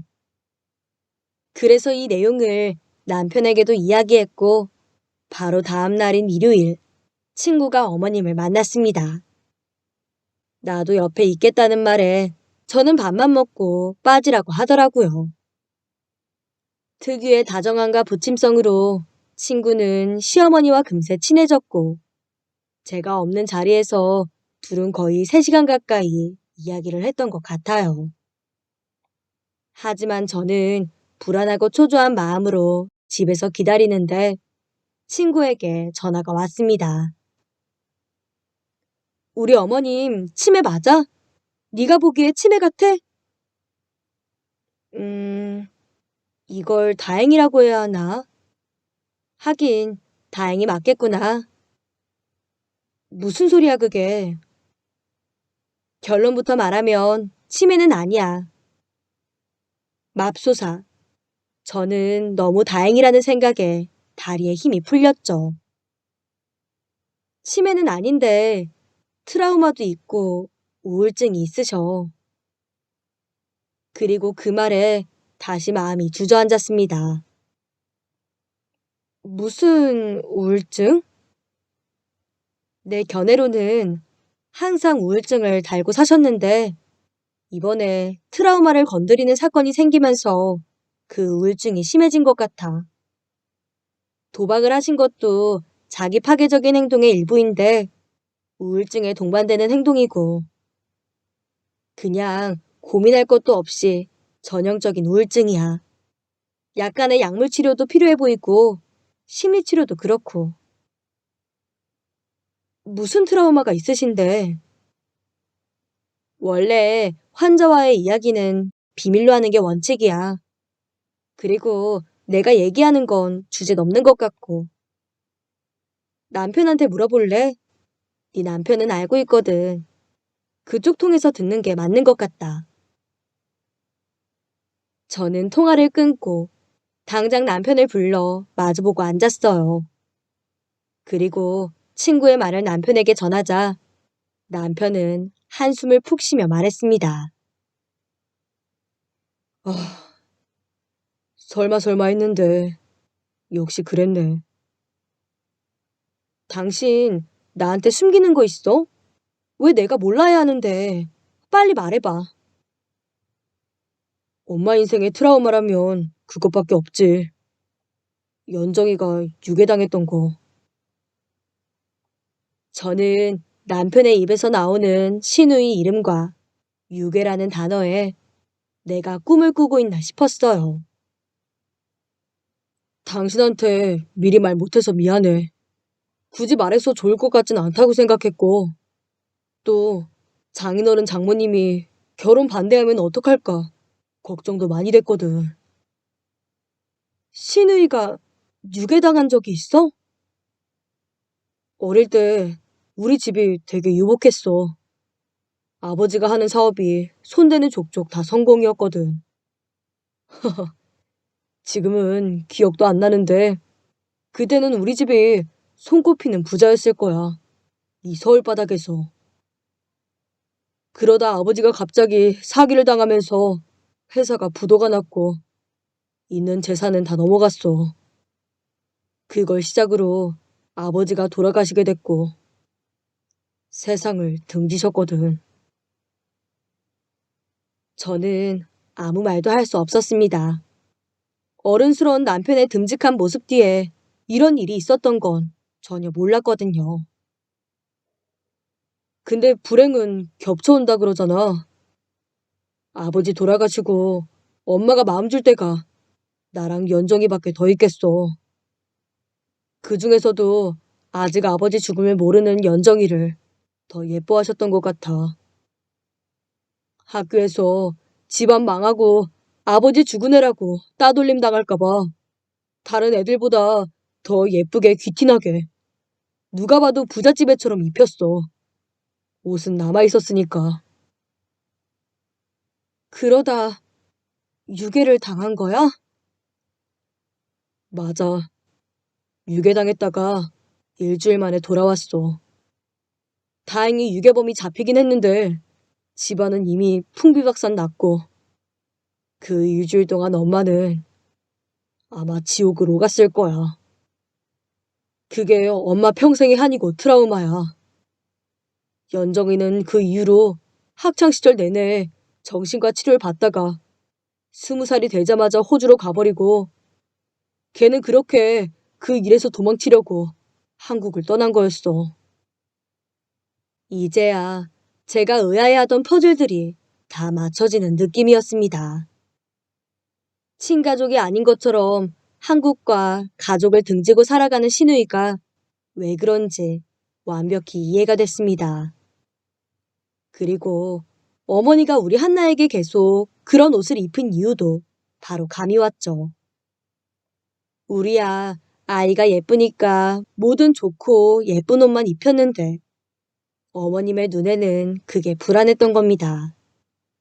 혹시 우리 한나도 부잣집애로 보여 누가 잡아갈까 두려우셨겠죠. 평생 가슴에 묻어두었던 신우의 유괴 사건이 떠오르면서 어떻게든 그걸 막고 싶으셨을 겁니다. 다 저희 부부를, 그리고 눈에 넣어도 안 아프겠다고 맨날 어와둥둥하는 우리 한나를 너무 사랑하는 마음에서 그랬던 겁니다. 그 사실을 알게 되자 저도 모르게 가슴이 울컥해서 숨이 턱 막혔어요. 여태까지 이해할 수 없던 어머님의 행동들에 그런 이유가 있었고 평생 우울증을 앓고 있었을 거라는 친구의 말에 가슴이 먹먹했습니다. 모든 사실을 고백한 남편은 한동안 고개를 숙이고 가만히 있다가 마른 세수를 했어요. 그리고 얼마 지나지 않아 그는 흐느껴 울기 시작했습니다. 자기가 그렇게 어머니에게 무심했다고 70대 중후반을 넘어가는 노인네가 30대 초반에 겪은 일을 아직도 그렇게 가슴에 품고 사는지 몰랐다며 아이처럼 엉엉 울더라고요. 남편은 울면서도 죄인처럼 말했습니다. 어쩌면 나도 도망치고 싶었나 봐. 그런 일은 없었던 것처럼 살고 싶었나 봐. 당신이랑 한나가 생기고 나니까 더, 더 남의 짐 일처럼 그렇게 대하려고 아픈 기억이니까 밀어내고 싶었나 봐. 평생 그거 붙잡고 사는 엄마 혼자 그 지옥에 남겨두고 나는 도망쳤나 봐. 저도 덩달아 눈물이 터졌습니다. 안쓰러울 정도로 흐느끼는 남편을 꽉 끌어안고 괜찮다 괜찮다 등을 토닥이며 울었어요. 당신 잘못 없는 거 알지? 당신 같은 착한 아들이 어딨어. 그리고 누가 그래. 당신만 도망쳤다고. 시누이마저 없는데 어머님이 어떻게 버텼겠어. 당신 하나 보면서 버틴 거지. 남편을 달래고 저는 남편과 함께 시어머니 댁으로 향했어요. 어머님 볼 면이 없다며 가기 싫다는 남편을 억지로 끌고 갔습니다. 시어머님은 저녁을 차리고 있다가 저희가 얘기도 없이 등장하자 놀란 눈치더군요. 니네가 오늘 온다고 했었나? 아이고 내 정신 좀 봐. 밥 해놓은 것도 없는데 어떡하냐. 아니라고 갑자기 온 거라고 말하는데 순간 어머님이 한나에게 입히던 옷들이 생각났습니다. 그래서 어머님이 주무시는 안방 말고 붙박이장을 넣어두는 작은 방으로 향했죠. 예상대로 그 안에는 한나에게 입혔던 거적대기 같은 옷들이 한 무더기 있더군요. 그리고 그 옷을 하나 꺼내 만지작거리다 옷을 까뒤집는 순간 저도 무너져 내리고 말았습니다. 터지는 울음을 참을 수가 없었죠. 제 울음소리에 남편도 어머님도 놀라서 방으로 들어왔어요. 그 옷 뒤에는 어머님이 삐뚤빼뚤 꾹꾹 눌러 쓴 글씨가 보였습니다. 이한나. 우리 한나의 이름과 집 주소, 그리고 제 전화번호가 있었습니다. 혹시라도 아이를 누가 납치할까, 길을 잃을까, 그렇게 아이를 찾을 수 있는 방법을 다 적어둔 것이었죠. 거적대기 같은 옷을 입혔던 이유, 그리고 그 와중에도 불안함이 줄어들지 않아 이렇게까지 해놓으셨던 겁니다. 어머니, 어머니 죄송해요. 제가 너무 몰랐어요. 어머님 마음이 그런 줄도 모르고. 저와 같은 마음이었는지 저를 보곤 남편도 오열을 하더라고요. 엄마 미안해요. 평생 그 얘기 꺼내면 안 되는 사람처럼 엄마 가슴에 대못 박힌지도 모르고 내 마음만 편하자고 이기적이게 다 외면하고 살았어. 어머님은 그제야 저희가 왜 집에 왔는지 알겠다는 눈치가 되어 함께 눈물을 흘리셨습니다. 늙어서, 다 늙어서 주책이지. 내가 미안하다. 너희 마음고생 시켜서 미안해. 특히 애미 너한테 면목이 없다. 어머님은 오히려 저희에게 미안하다고 말하시더라고요. 저희 셋은 그렇게 어머님이 막 차려놓은 국이 다 식어서 차가워질 동안 서로를 부여잡고 눈물바다가 되었습니다. 누가 우리 예쁜 한나를 잡아가면 본인은 다 자기 책임인 것 같아 죄스러워 죽지도 못할 것 같았고, 딸 같은 제가 딸을 잃어버리고 본인이 겪은 고통을 겪는 꼴은 못 볼 것 같아 그랬다고 하시더라고요. 저는 그런 어머님께 저는 다 괜찮다고, 다 괜찮으니까 마음 쓰시지 말라고 몇 번이나 어머님을 끌어안고 울었습니다. 그날 이후 시어머니는 제 친구에게 정기적으로 외래 진료를 받기도 했습니다. 오래 묵은 상처와 트라우마일수록 치료 과정이 길 수 있다는 친구의 말에 몇 년이 걸려도 상관없다고, 어머님 남은 여생 행복하고 편안한 마음으로 좋은 생각만 하며 우리와 살 수 있게 해달라고 간곡히 부탁했죠. 그리고 저도 제 욕심을 버리고 서울에 있는 공공기관으로 이직을 했습니다.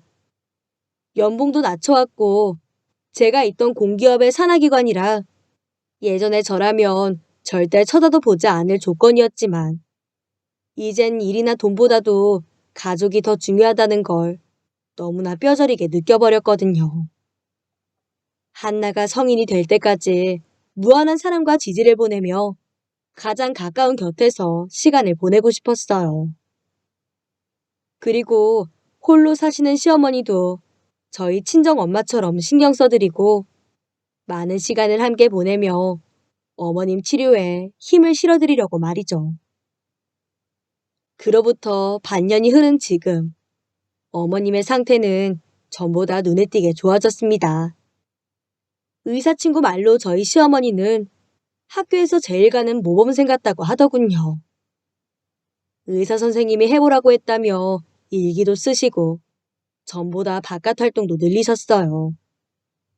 그리고 한나와 함께 아파트 근처 문화센터에 다니며 노래도 배우고 시도 쓰며 취미 생활을 즐기고 있으십니다. 저는 충만한 하루하루를 보내며 더 진정한 행복을 알아가고 있는 중이고요. 다가오는 50대가 두렵지 않고 설렌다면 제가 얼마나 행복한지 느끼실 수 있을까요? 코로나로 시국이 어려운 지금, 제 사연을 듣는 모든 분들의 가슴에도 따뜻한 위로가 전해졌으면 좋겠습니다. 들어주셔서 감사해요. 행복한 날 가득하세요. 안녕하세요. 저는 서울에서 개인 미용실을 운영하는 30대 여자입니다. 요즘 금수저라는 말이 있잖아요. 저는 금수저까지는 아니지만 운 좋게도 경제적 능력이 좀 있는 부모님 밑에서 나고 자라서 나름대로 유복한 어린 시절을 보냈습니다. 사람 사는 게 전부 다 돈만으로 해결할 수 있는 건 아니지만 그래도 돈이 있으니 어지간한 문제는 거의 해결되더라고요. 무슨 재벌집 아들 딸처럼 살지는 못했어도 부족하다는 건 모르고 자랐네요. 어린 시절을 그렇게 보내서 그런 건지 아니면 타고난 제 성격이 그랬던 건지, 저는 어려서부터 유달리 모험심과 도전정신이 강했습니다. 뭔가 새로운 일이 생기면 항상 제일 먼저 달려들었고, 다른 사람들이 절대 안 된다고 하는 일은 오히려 더 덤벼봤어요. 물론 그렇게 시작한 일이 모두 좋게만 끝나지는 않았습니다. 고등학교 여름방학 때는 잘 알려지지도 않았던 서핑을 하겠다고 강원도에서 주구장창 지내다가 다리가 부러지기도 하고, 대학생 때는 한창 벤처기업이 유행이라고 되지도 않은 아이템을 가지고 사업을 시작했다가 대차게 말아먹은 적도 있었지요. 그래도 저희 부모님은 늘 저를 지지해 주셨습니다. 솔직히 이런 말을 하는 것 자체가 다른 분들이 들으시기엔 좀 불편할 수도 있다는 거 저도 잘 알아요. 보통은 실수로 한번 삐끗하기만 해도 다시 재기하기가 무척 어려우니까요. 하지만 저는 부유한 부모님 덕분에 실수를 두려워하지 않고 살 수 있었습니다. 그렇다고 하더라도 아무리 부모님께 돈이 많아도 언제까지 그렇게 새로운 일만 하고 살 순 없더라고요.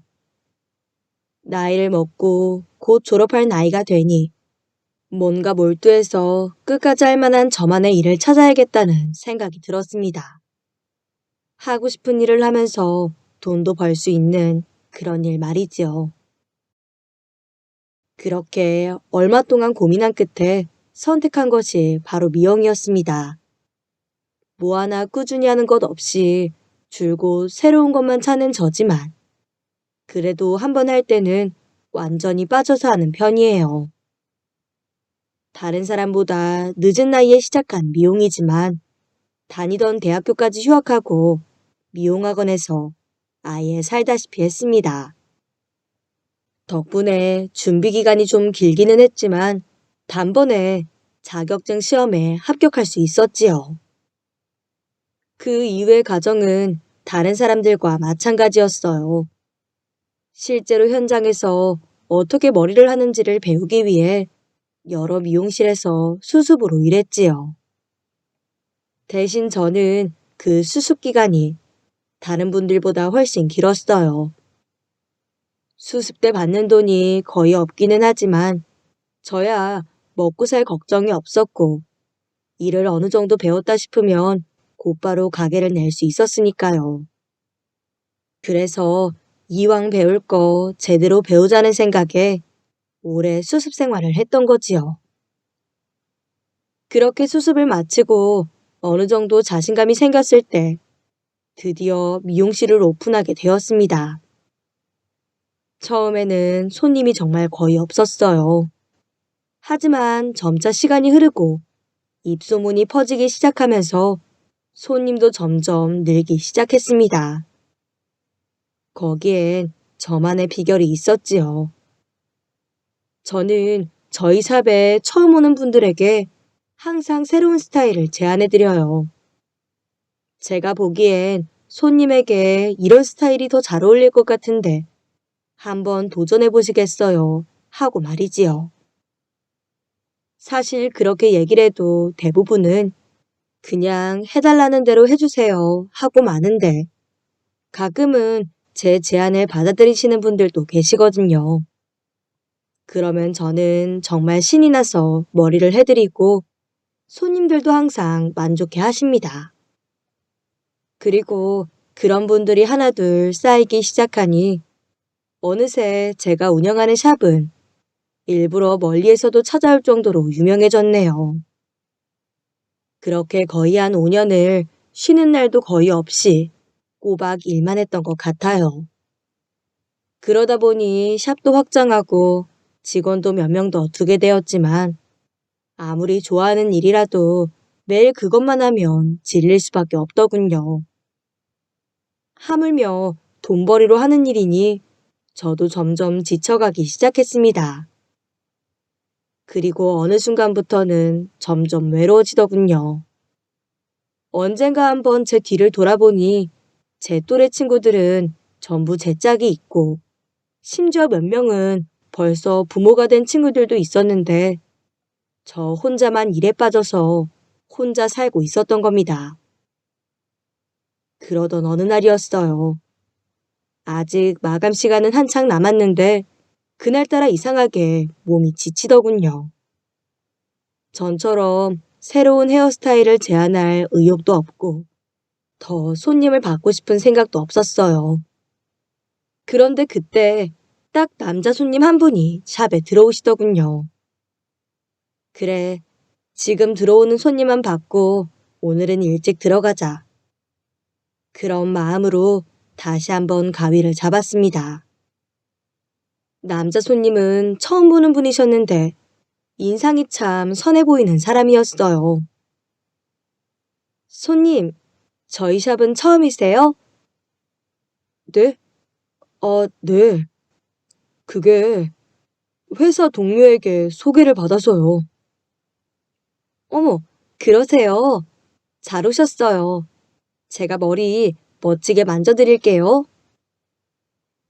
태도는 쭈뼛거리고 있었지만 워낙 인상이 곱고 선해서 그 모습이 좀 귀여워 보이기까지 했습니다. 그러자 지쳤던 마음은 점차 사라지고 의욕이 솟아올랐네요. 손님, 머리 언제 마지막으로 하셨어요?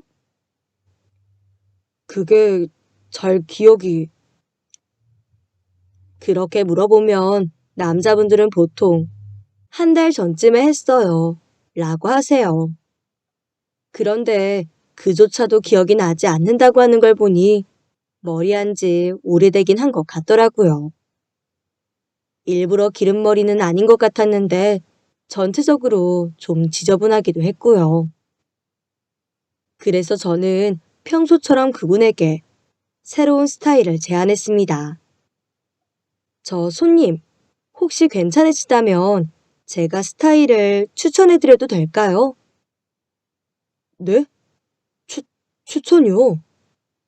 네, 자세히 보면 참 미남이신데 머리가 미모를 못 살리는 것 같아서요. 제가 미남이요? 저는 특별히 생각하신 스타일이 없으시면 저 한번 믿어보세요. 제가 정말 예쁘게 해드릴게요. 그럼 부탁드리겠습니다.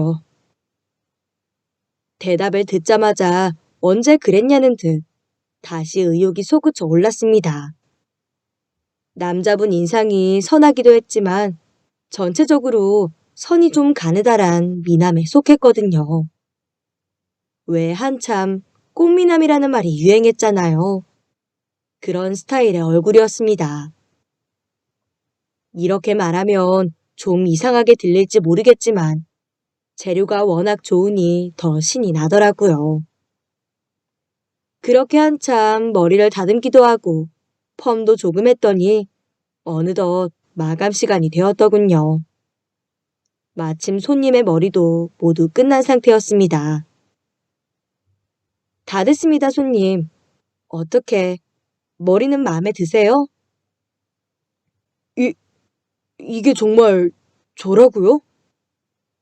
남자분은 진심으로 놀란 표정을 지었어요. 하도 손질을 안 해서 덥수룩해진 머리를 말끔하게 다듬고 약간의 스타일링까지 가미하니 어디 내놔도 손색 없는 미남이 됐으니까요. 직장 동료에게 추천을 받고 오긴 했지만 이렇게까지 잘해주실 줄은 몰랐는데 정말 감사합니다. 뭘요? 손님 같은 분을 스타일링 해드릴 수 있어서 오히려 제가 더 즐거웠어요. 남자분은 달라진 자신의 모습이 익숙하지 않은지 연신 거울을 들여다보고 다시 감탄하기를 반복하다가 계산을 하기 위해 카운터에 도착했습니다. 얼마인가요? 네, 15,000원만 주세요. 네? 그건 커트비 아닌가요? 아까 파마도 했던 것 같은데. 그건 그냥 제 마음대로 한 거잖아요. 손님이 원하신 것도 아닌데 돈을 받을 순 없죠. 그래도 이렇게 멋지게 해주셨는데 돈을 안 드리는 건.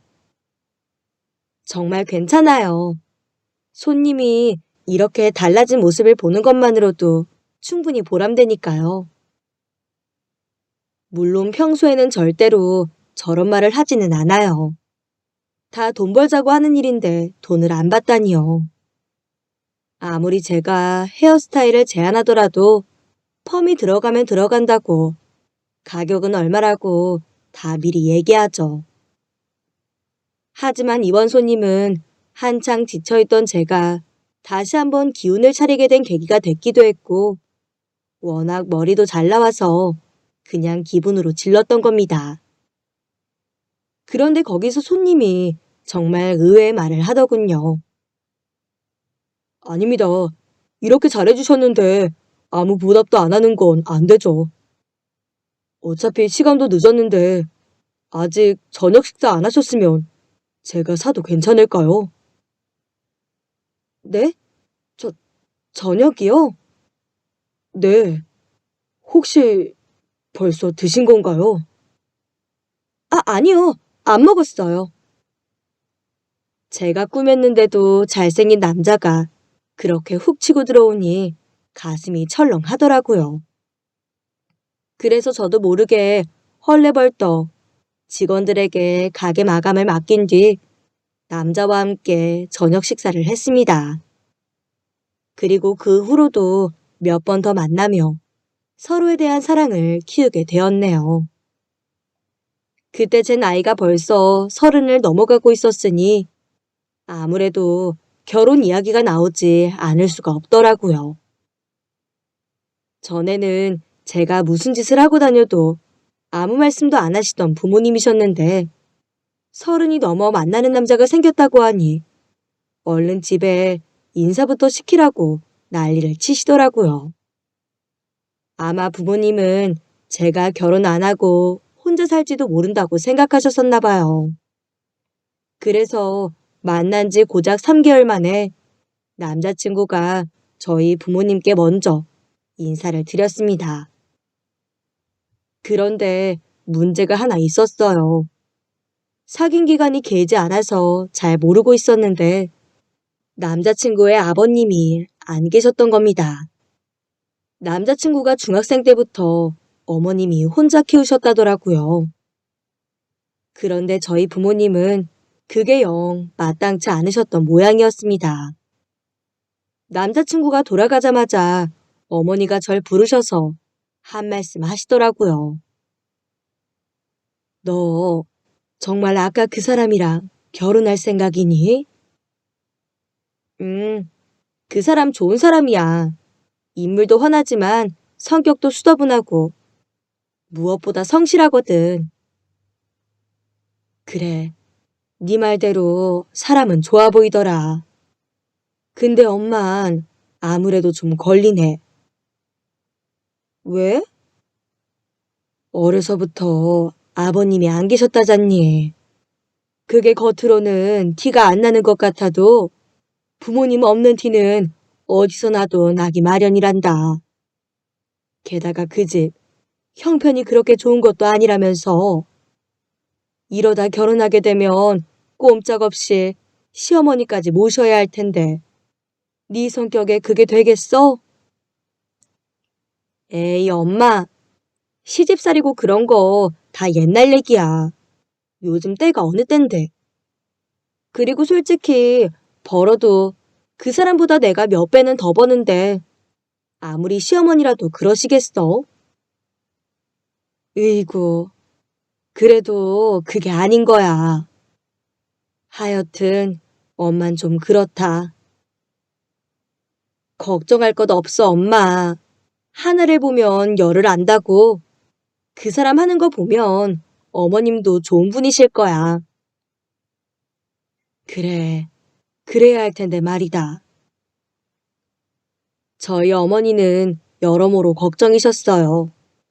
기본적으로 아버지가 없는 어린 시절을 보냈다는 것도 걱정이셨고, 어머님이 저희와 함께 사시겠다고 할까봐 그것도 걱정이셨지요.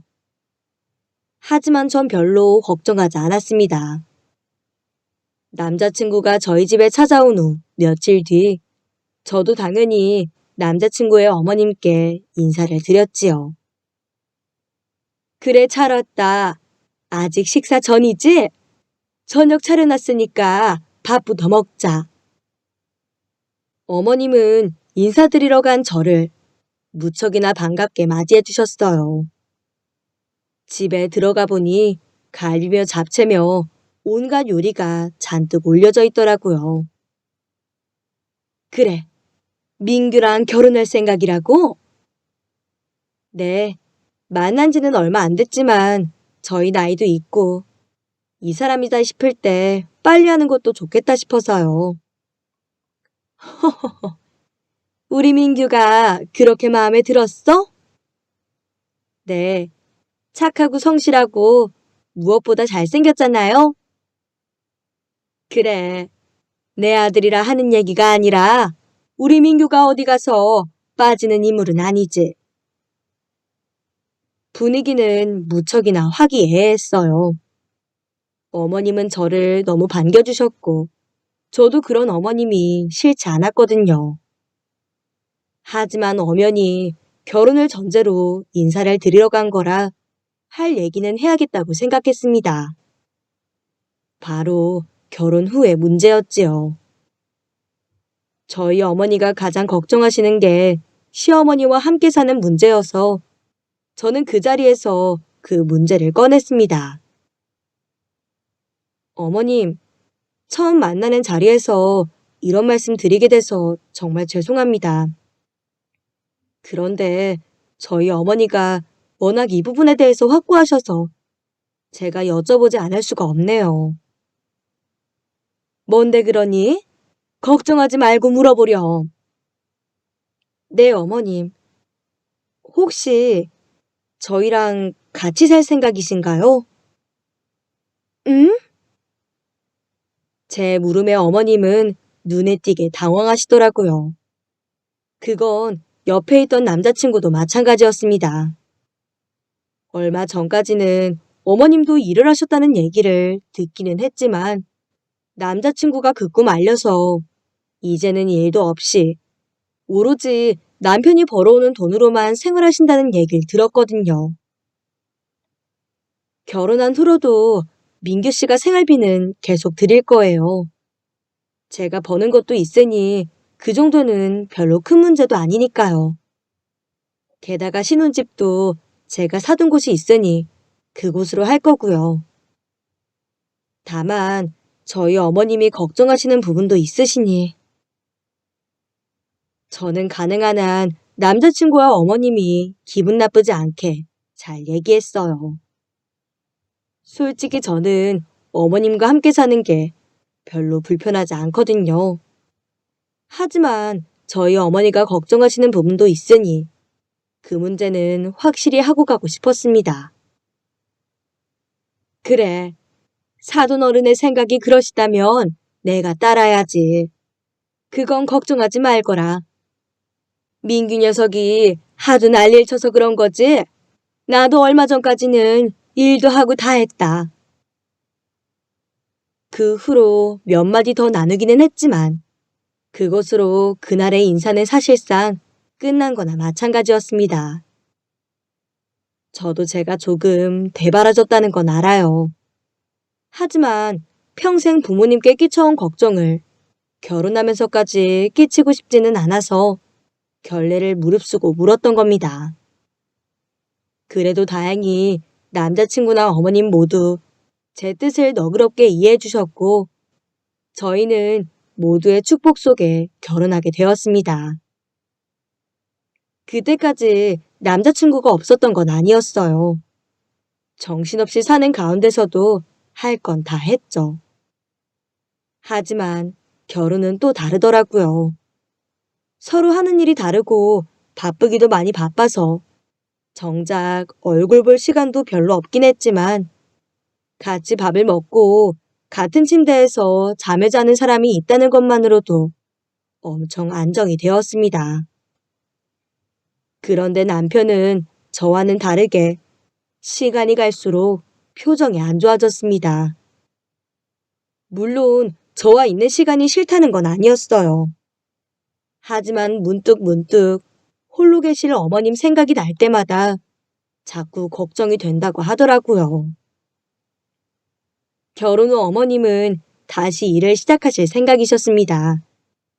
어차피 따로 살기로 결정을 한 상태라 남편도 그 부분에 대해선 말을 못했고요.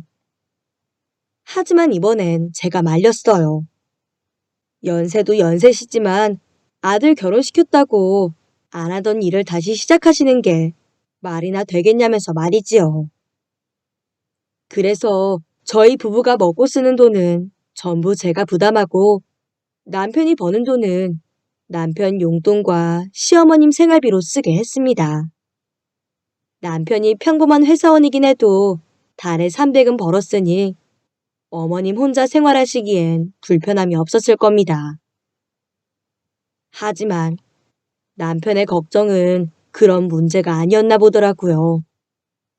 거의 평생을 홀로 자신을 키워주신 어머니신데 이제 좀 보살펴드릴만 하니 따로 살게 되어 죄스러운 모양이었습니다. 그 모습을 보니 저도 마음이 좀 아프더라고요. 자기야, 어머님 많이 걱정돼? 어? 어, 자기도 알다시피 나 어머니가 혼자 고생고생하면서 키워주셨거든. 그런데 이제는 내가 돌봐드려야 할 때인데 이렇게 떨어져 있으니 마음이 영 불편하네. 그렇게 불편할 게 뭐 있어. 어머님 생활비도 자기가 충분히 드리고 있잖아. 생활비야 넉넉하게 드리지. 하지만 어머니 연세도 있으시고 요즘 어디 아프다 그런 말씀 자주 하시는데 혼자 계시다가 무슨 일이라도 생기면 연락도 못하고 그런 게 걱정이지 뭐. 어머님 얘기라며 눈물까지 고이는 남편을 보니 저까지 마음이 아프더군요. 저희 어머니야 제가 시집살이라도 하게 될까봐 걱정하시지만 시어머니가 그럴 분처럼 보이지도 않았고 그래서 저는 단단히 마음을 먹고 결단을 내렸습니다. 자기야, 어머님 우리 집으로 모실까? 어? 뭐?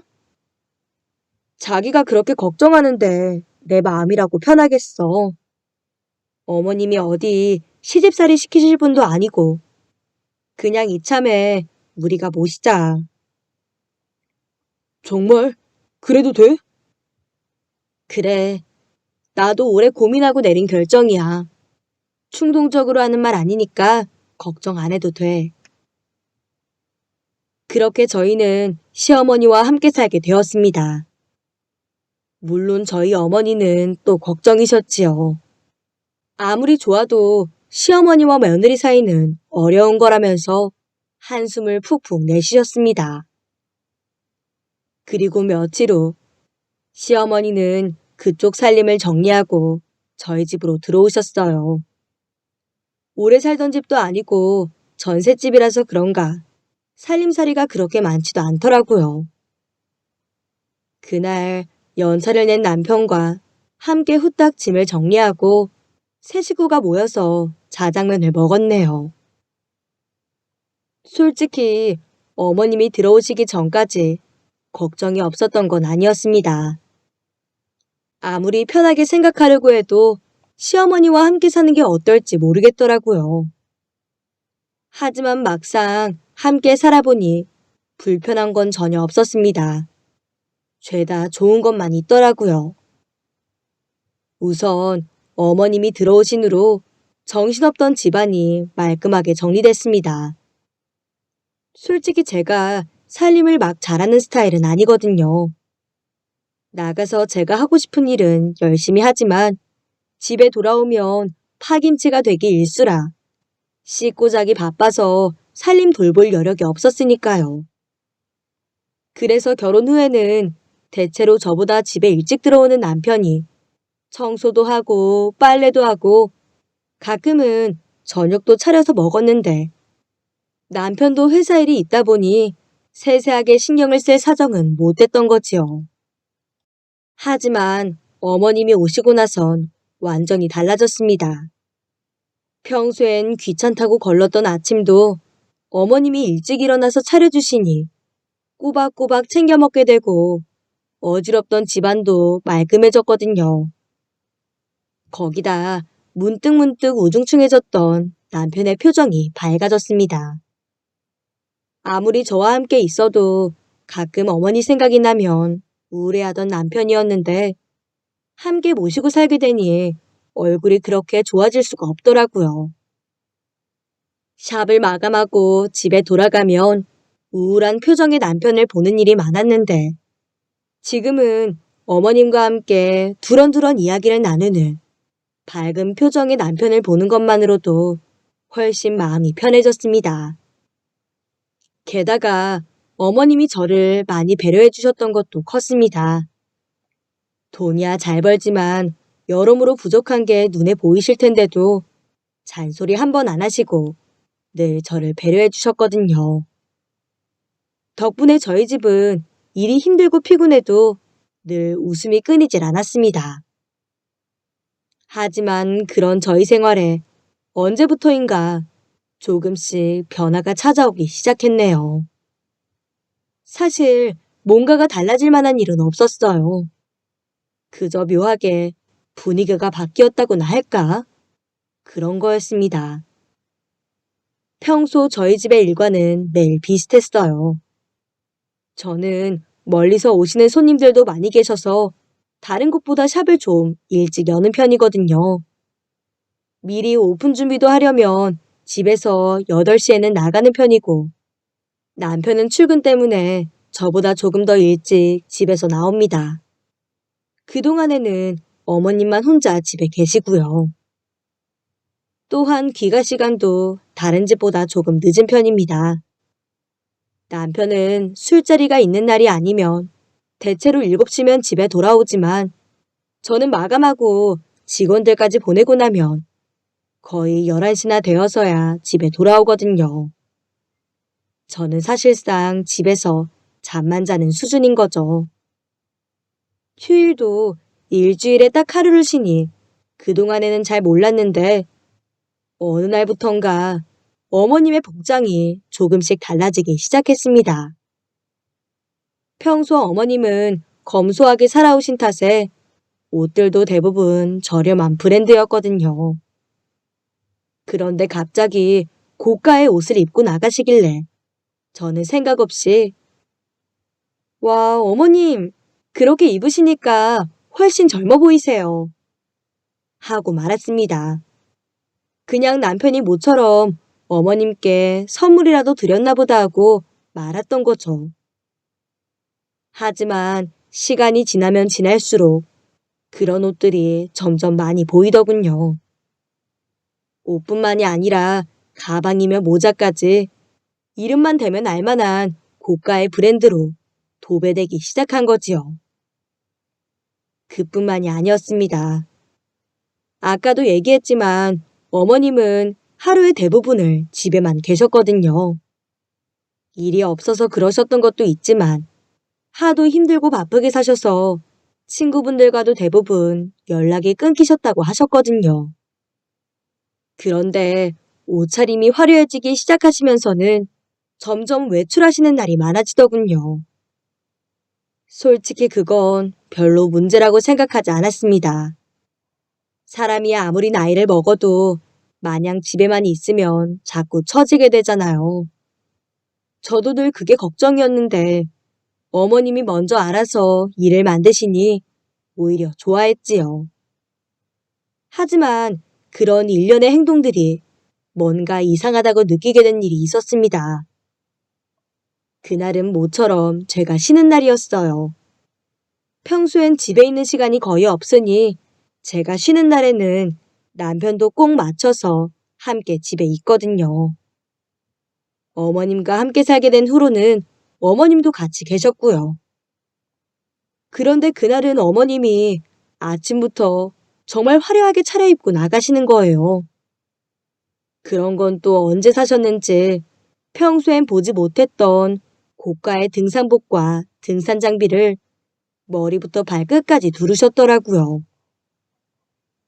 어머님, 이 시간에 어디 가세요? 음, 친구들하고 등산 가기로 해서 좀 나갔다 오마. 친구분하고요? 그래, 나도 나이가 드니까 마냥 집에만 있기가 그렇더라. 오늘 너 쉬는 날이잖니? 나는 알아서 잘 있다 올 테니까 모처럼 민규랑 데이트도 좀 하고 그래라. 얼핏 듣기엔 어머님이 저희 부부를 배려해 주셔서 일부러 나가시는 것처럼 보이긴 했어요. 하지만 아무리 좋게 생각하려고 해도 어머님이 입으신 옷은 이해가 되질 않더라고요. 제가 옷에 대해서 잘은 모르지만 대충 봐도 다 해서 2, 300만 원은 될 법한 옷들이었는데 저런 옷을 살 돈이 어디서 났나. 자꾸만 그 생각부터 들었습니다. 하지만 남편은 제 생각을 아는 건지 모르는 건지 외출하시는 어머님께 잘 놀다 오시라며 용돈까지 따로 챙겨드리더군요. 그 모습을 보고 아, 남편은 뭔가 아는 모양이구나 하고 생각하고 말았습니다.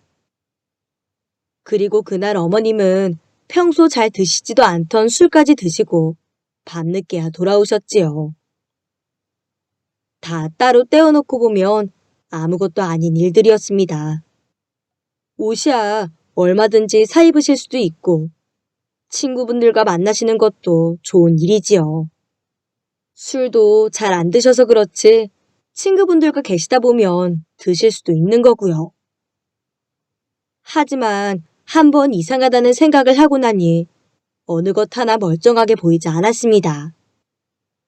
아무리 남편이 버는 돈의 대부분을 생활비로 드린다고 하더라도 그런 옷을 그렇게 막 사 입을 만큼은 안 될 텐데 그 옷은 다 어디서 나셨나 싶고 전에는 등을 떠밀어도 안 나가시던 분이 어디서 갑자기 친구가 생기셔서 만나나 싶기도 하고 심지어 연세도 적지 않으신 분이 술까지 드시고 평소 제가 알던 어머님과는 너무나 맞지 않는 모습들 뿐이었습니다. 그러던 어느 날이었어요. 지금도 그날만 생각하면 피가 거꾸로 쏟는 것 같네요.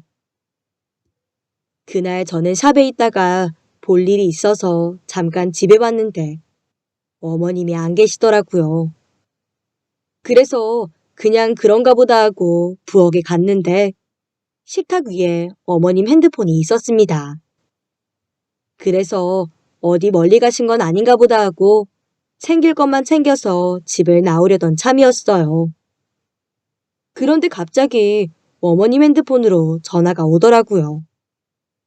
그래서 그냥 별 생각 없이 봤는데 발신자명이 모지리로 되어 있었습니다. 그래서 도대체 누구길래 이런 이름으로 저장해 두셨나 했는데 아래 함께 뜬 전화번호가 왠지 눈에 익더라고요. 어머님 핸드폰에 뜬 번호를 내가 알 리가 없는데 어디서 봤더라 하고 생각하다가 그게 저희 어머니 번호라는 사실을 깨닫고는 큰 충격을 받았습니다. 너무 놀라서 손이 다 떨리더라고요. 도대체 어머님이 무슨 의도로 저희 어머니를 그렇게 저장해놨는지도 모르겠고 갑자기 제가 믿었던 모든 것들이 그냥 다 무너지는 것만 같았습니다. 그런데 그때 잠깐 외출하셨던 시어머니가 집으로 돌아오셨습니다. 언제 왔니? 오늘은 일찍 들어온 거니? 아니에요. 잠깐 뭐 좀 가지러 왔어요. 그래? 그런데 너 안색이 왜 그러니? 어디 아프니? 아니요. 괜찮아요. 저 샵이 좀 바빠서 가볼게요. 갑자기 들이닥친 시어머니에게 아무렇지 않은 척하느라 진땀을 뺐지만 어쨌든 무사히 나오는데 성공하긴 했습니다. 그리고는 샵에는 못 들어간다고 전화해놓고 곧바로 친정으로 찾아갔지요. 엄마, 응? 네가 이 시간에 여긴 웬일이니?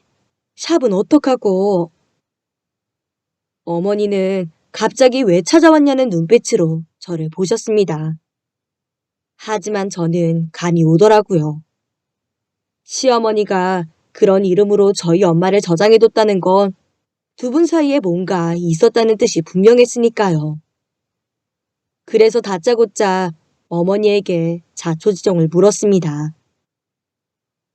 엄마, 우리 시어머니랑 무슨 일 있었지? 그러자 어머니의 안색이 대번에 달라졌습니다. 그걸 보고 이건 분명히 뭔가 있구나 확신할 수 있었지요. 뭐야, 엄마. 빨리 말해봐. 나 지금 못 볼 꼴 보고 왔으니까 얼른 말해. 그게 사실은 이후 어머니에게서 나온 이야기는 너무 충격이었습니다. 시어머니를 모시고 살게 된 후 저희 어머니는 가뜩이나 자유분방하게 살아온 제가 시어머니에게 밉보이기라도 하면 어쩌나 걱정이셨나 보더라고요.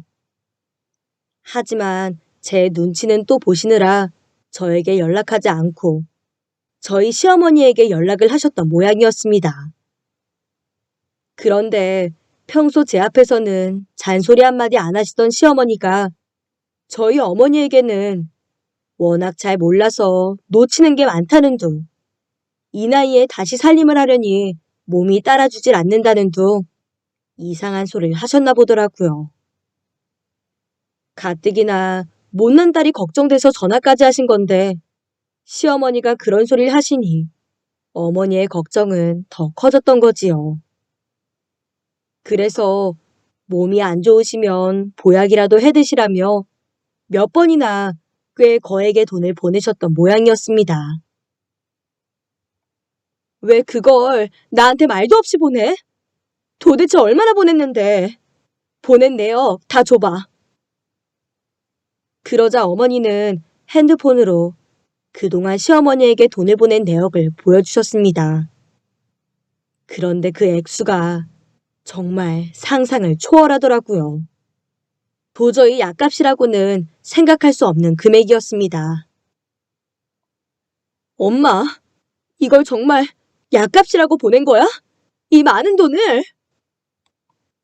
그게 받는 용돈이 적어서 옷도 못 사 입으신다길래 더 보내드린 것도 있고. 그 순간 혈압이 확 오르더군요.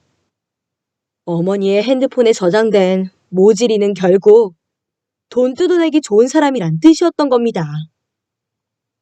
더 열받는 건 저희 어머니가 시어머니께 돈을 보내드린 사실을 남편도 알고 있었다는 거였어요. 오히려 더 부추기기까지 했더라고요. 어머니가 시어머니께만 연락한 게 아니라 남편한테도 연락을 했는데 그럴 때마다 자기 어머니가 저 때문에 무척 심란해 하신다며 푸념을 했던 거였습니다. 시어머니도 그러시고 남편까지 그런 소리라니 저희 어머니는 더 걱정이 돼서 그걸 돈으로 보내신 거였고요. 잠깐 동안은 무슨 생각을 하고 말고 할 정신도 없었습니다. 그냥 화만 나더라고요. 사랑해서 한 결혼인데 저를 빌미로 모자가 저희 어머니에게 돈을 뜯어내고 있었다고 생각하니 참을 수가 없었습니다. 그깟 돈 저한테 달라고 했으면 얼마든지 줬을 텐데 왜 그랬는지 도저히 이해를 할 수가 없었어요. 그렇게 한참을 고민한 끝에 저는 다시 집으로 돌아갔습니다. 집에 도착하니 시어머니는 또 어딜 나가시고 남편만 있더군요. 저는 다짜고짜 남편에게 따지기 시작했어요. 당신, 어머님이랑 당신 짜고 우리 엄마한테 돈 뜯고 있었다며. 어? 갑자기 그게 무슨 소리야?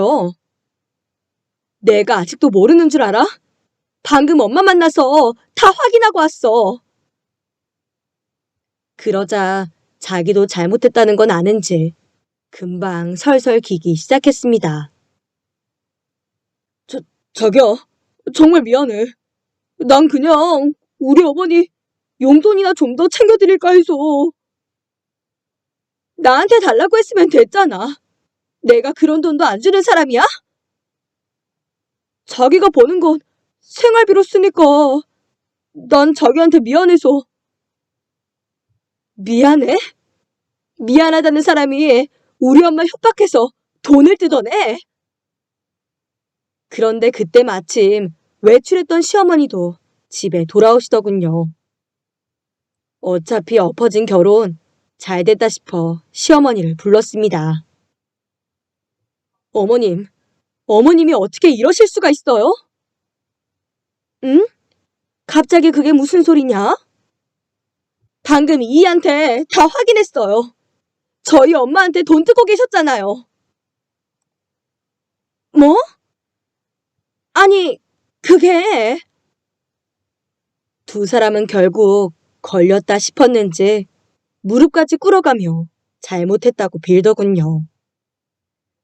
처음엔 그냥 지나가는 말로 한 건데 저희 어머니가 대뜸 약을 해먹으라며 돈을 보내주셨고 한 번에 그렇게 큰 돈을 받으니 자꾸 욕심이 생겨서 그랬다면서 말이죠. 그 얘기를 듣는데 저는 더 어처구니가 없었습니다. 똑같이 자식 키우는 부모 입장에서 자기 자식 걱정해서 보낸 돈을 어떻게 그렇게 이용할 수가 있는 건지. 어머니, 무슨 말씀이신지는 알겠어요. 좋아요. 다 떠나서 저희 어머니 전화번호는 왜 그렇게 저장하셨어요? 그게 무슨 소리야, 자기야? 시어머니가 저희 엄마를 모지리로 저장했다는 건 남편도 몰랐던지 남편은 제 얘기에 어리둥절해 하더라고요. 그래서 저는 시어머니의 핸드폰을 빼앗아서 남편에게 보여주었습니다. 자, 여기 봐. 여기서 우리 어머니 전화번호 뭐라고 저장돼 있는지 찾아보라고. 그러자 어리둥절해하던 남편이 시어머니의 핸드폰을 뒤지기 시작했습니다. 그러더니 이내 사색이 되어 시어머니를 보더라고요. 그리고 저는 재빨리 시어머니의 전화를 빼앗아 제 핸드폰으로 전화를 걸었습니다. 그러자 잠시 후 벨소리가 울리며 미리 저장해둔 시어머니의 번호가 떴어요.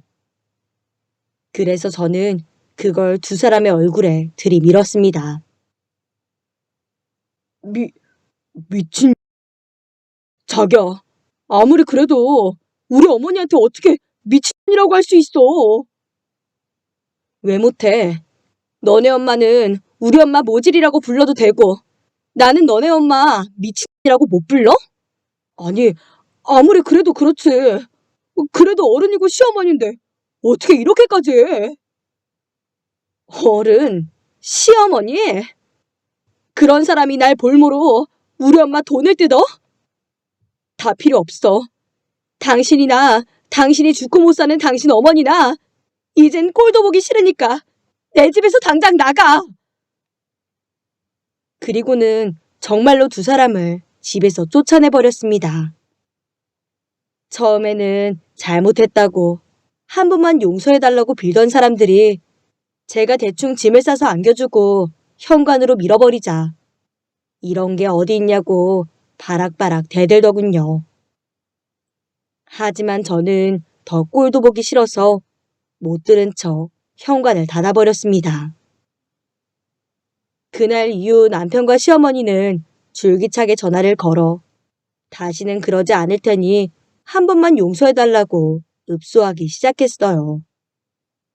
하지만 이미 저는 두 사람에게 일말의 정도 남아있지 않은 상태였고 남편에게 다 필요 없으니 당장 이혼 서류에 도장이나 찍으라고 얘기했지요. 그런데 남편은 절대로 도장은 못 찍는다며 맞섰습니다. 쉽게 가려고 했는데 자기들이 먼저 그런 식으로 나오니 별 수 있나요? 합의 이혼으로 했으면 조용히 끝났을 텐데 굳이 소송을 원하니 저는 이혼 소송을 걸었고 그동안 시어머니와 저희 어머니가 통화한 내역과 송금한 내역이 증거로 채택되어 이혼 소송에서 승소하게 되었습니다. 덕분에 약간이지만 별로 기대도 하지 않던 위자료까지 받아냈네요. 그렇게 저의 짧은 결혼 생활은 끝이 났습니다. 사람 정말 겉모습으로 판단할 게 아니더라고요. 분명 겉모습도 멀쩡하고 성격도 좋은 사람이었는데 뒤에서 그런 짓을 벌일 줄 누가 알았겠어요.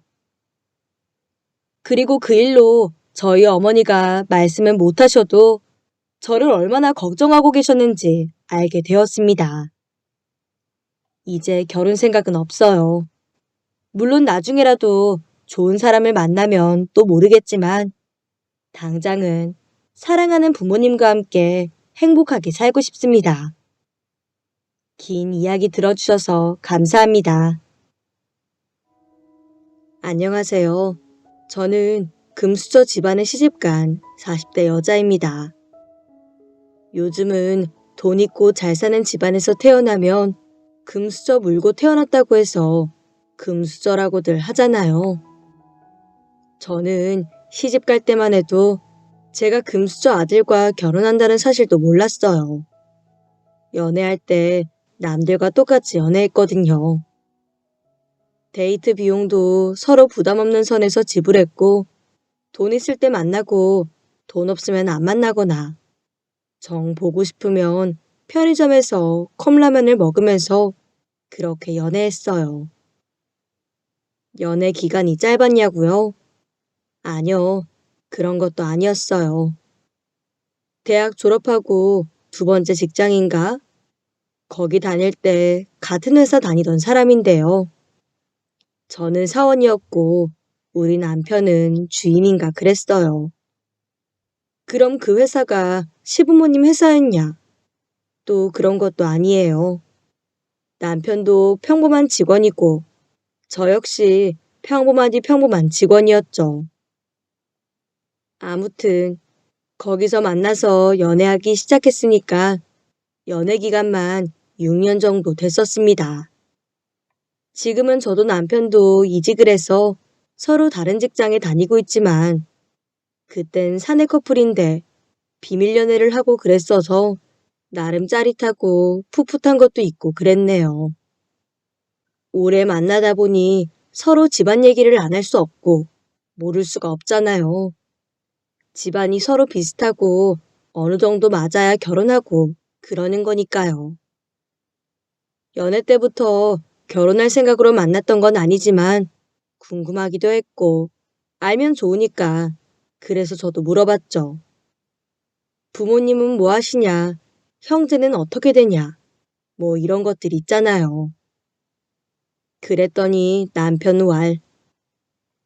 엄마는 나 어렸을 때 돌아가셨고 아버지는 건물 관리인이셔.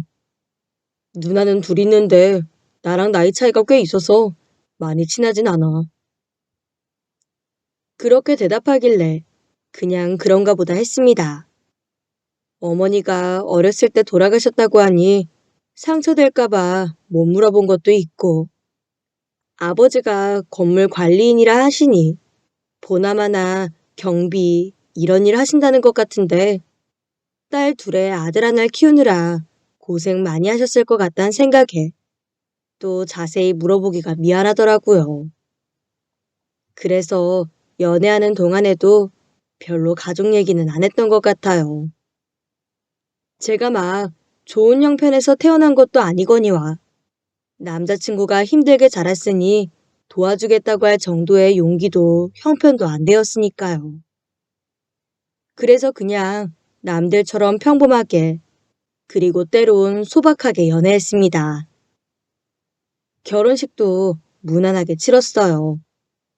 전세금 마련할 때도 남편이 6천, 제가 3천 이렇게 시작해서 9천만 원짜리 전셋집에서 시작했네요.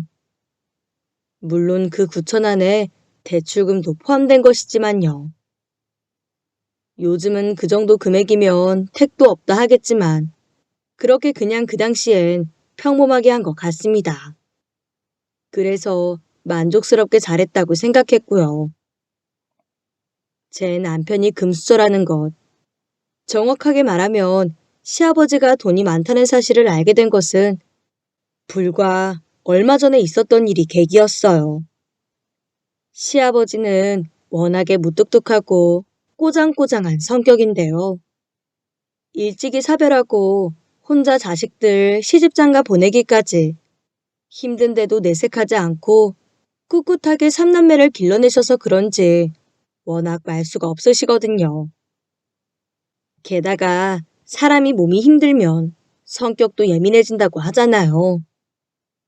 저희 시아버지도 예민하고 날카로운 성격 탓에 자식이 셋이나 있지만 누구 하나 시아버지를 좋아하는 자식들이 없었어요. 명절에도 그냥 형식적으로 모이기는 하는데 그다지 화기애애한 건 아니고 각자 할 도리를 다 아는 느낌이랄까. 서로 보이지 않는 벽이 존재하는 느낌이었습니다. 그러다가 몇 개월 전에 시아버지가 횡단보도를 건너다가 교통사고를 당하셨고 오토바이랑 부딪혀서 다리 수술을 하게 되셨습니다. 물론 식구들은 난리가 났죠. 이제 연세도 있으신데 다치셨으니까요. 수술 후 회복까지 시간이 걸리는 데다 당장 어떻게 할 수가 없으니 입원을 더 할 수 있는 요양병원에 모셨고 식구들은 다들 걱정하셨습니다. 아버지, 이제 좀 쉬시고 무리하지 마세요. 됐다. 가만히 쉬는 게 무리하는 거다. 냅둬라. 맨날 움직였던 사람이 가만히 있으면 그게 더 병나는 게야. 니들은 니들 볼 일이나 봐라. 시아버지는 일단 본인이 다쳐서 일을 못하게 되셨으니까 그 부분을 엄청 신경 쓰시고 곤란해 하시더라고요. 다리를 다친 것이다 보니 거동이 불편한 게 제일 큰 문제였죠. 시아버지는 누군가의 도움이 필요한 상황이었어요. 그래서 식구들은 시아버지를 요양병원에 입원시켜드리면서 간병인을 구해드렸죠. 그런데 간병인은 며칠 시아버지의 수발을 잘 드는가 싶더니 비위 맞추기 어렵다며 나 몰라라 하는 바람에 보다 못한 둘째 형님이 몇 번 와서 돌보는 듯 하더라고요. 하지만 둘째 형님도 쉽지 않으신 듯 했습니다. 워낙 고집이 있는 분이시니 형님도 짜증이 날 만도 하죠. 어떤 스타일이시냐면요. 요양병원에 입원해서도 식사를 안 하십니다. 난 이 컵라면 하나면 돼. 하시면서 매 끼니를 컵라면만 드시는 거예요. 아버지, 이제 연세도 있으시고 여긴 또 병원이고 그러니까 아버지가 드시고 싶다고 막 드시고 그러면 안 되고요. 아버지 회복을 위해서 의사가 먹으라고 하는 음식 위주로 드시고 건강을 챙기셔야 돼요.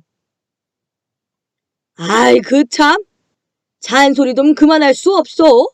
애비가 알아서 해. 이런 스타일이시랍니다. 그러니 몇 번 말하다가도 대화가 안 통하니까 다들 포기하고 마는 거죠. 그나마 둘째 형님이 시아버지 말을 잘 듣고 시아버지도 둘째 형님 말이라면 조금 듣는 신용을 하고 그러거든요. 그래서 둘째 형님이 병원에 와서 시아버지 간병해드리고 한 건데 도저히 못하시겠나 보더라고요. 그래서인지 대뜸 저에게 전화를 하셨습니다. 옳게, 아버지 소식 들었지? 이런 일은 며느리가 하는 거야. 하며 저한테 맡기시는 거 있죠. 근데 저는 애 낳고도 직장 다니느라 정작 내 애도 못 보고 어린이집 보내고 하는데 저보고 시아버지를 돌봐드리라고 하니 꽤나 난감했습니다.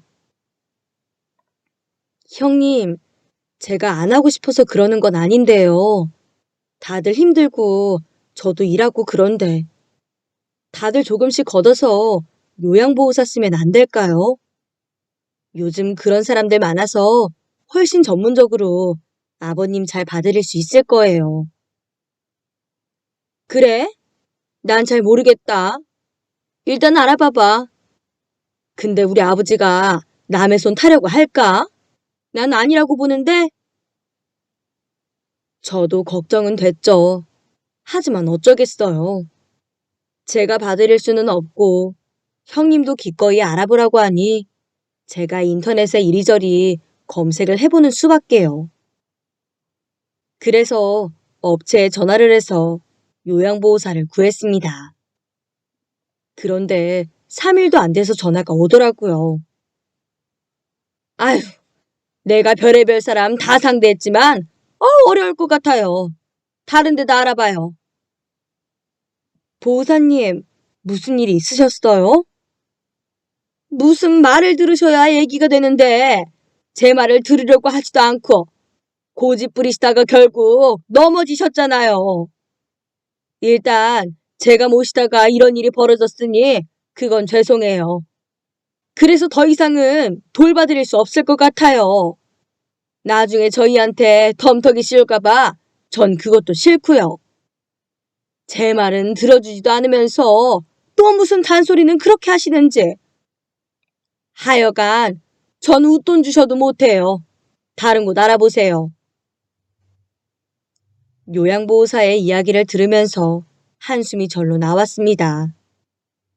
시아버지는 혼자 머리 감으시겠다고 상관하지 말라고 하시면서 목발을 옆구리에 끼고 샤워실로 가셨고 한쪽 다리를 올려놓고 머리를 감다가 균형을 잃고 넘어지셨다고 하네요.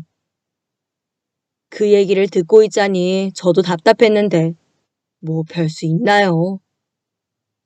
요양보호사님께는 계속 죄송하다고 말씀드렸고 간호사에게도 엄청 사과를 드렸습니다.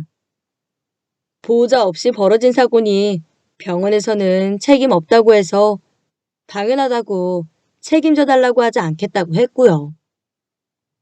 병원에서는 안전을 위해 보호자가 신경 좀 써달라고 당부를 하더라고요. 이런 식으로 이상한 고집을 부려 요양보호사들을 떠나보낸 게 한두 번이 아닙니다.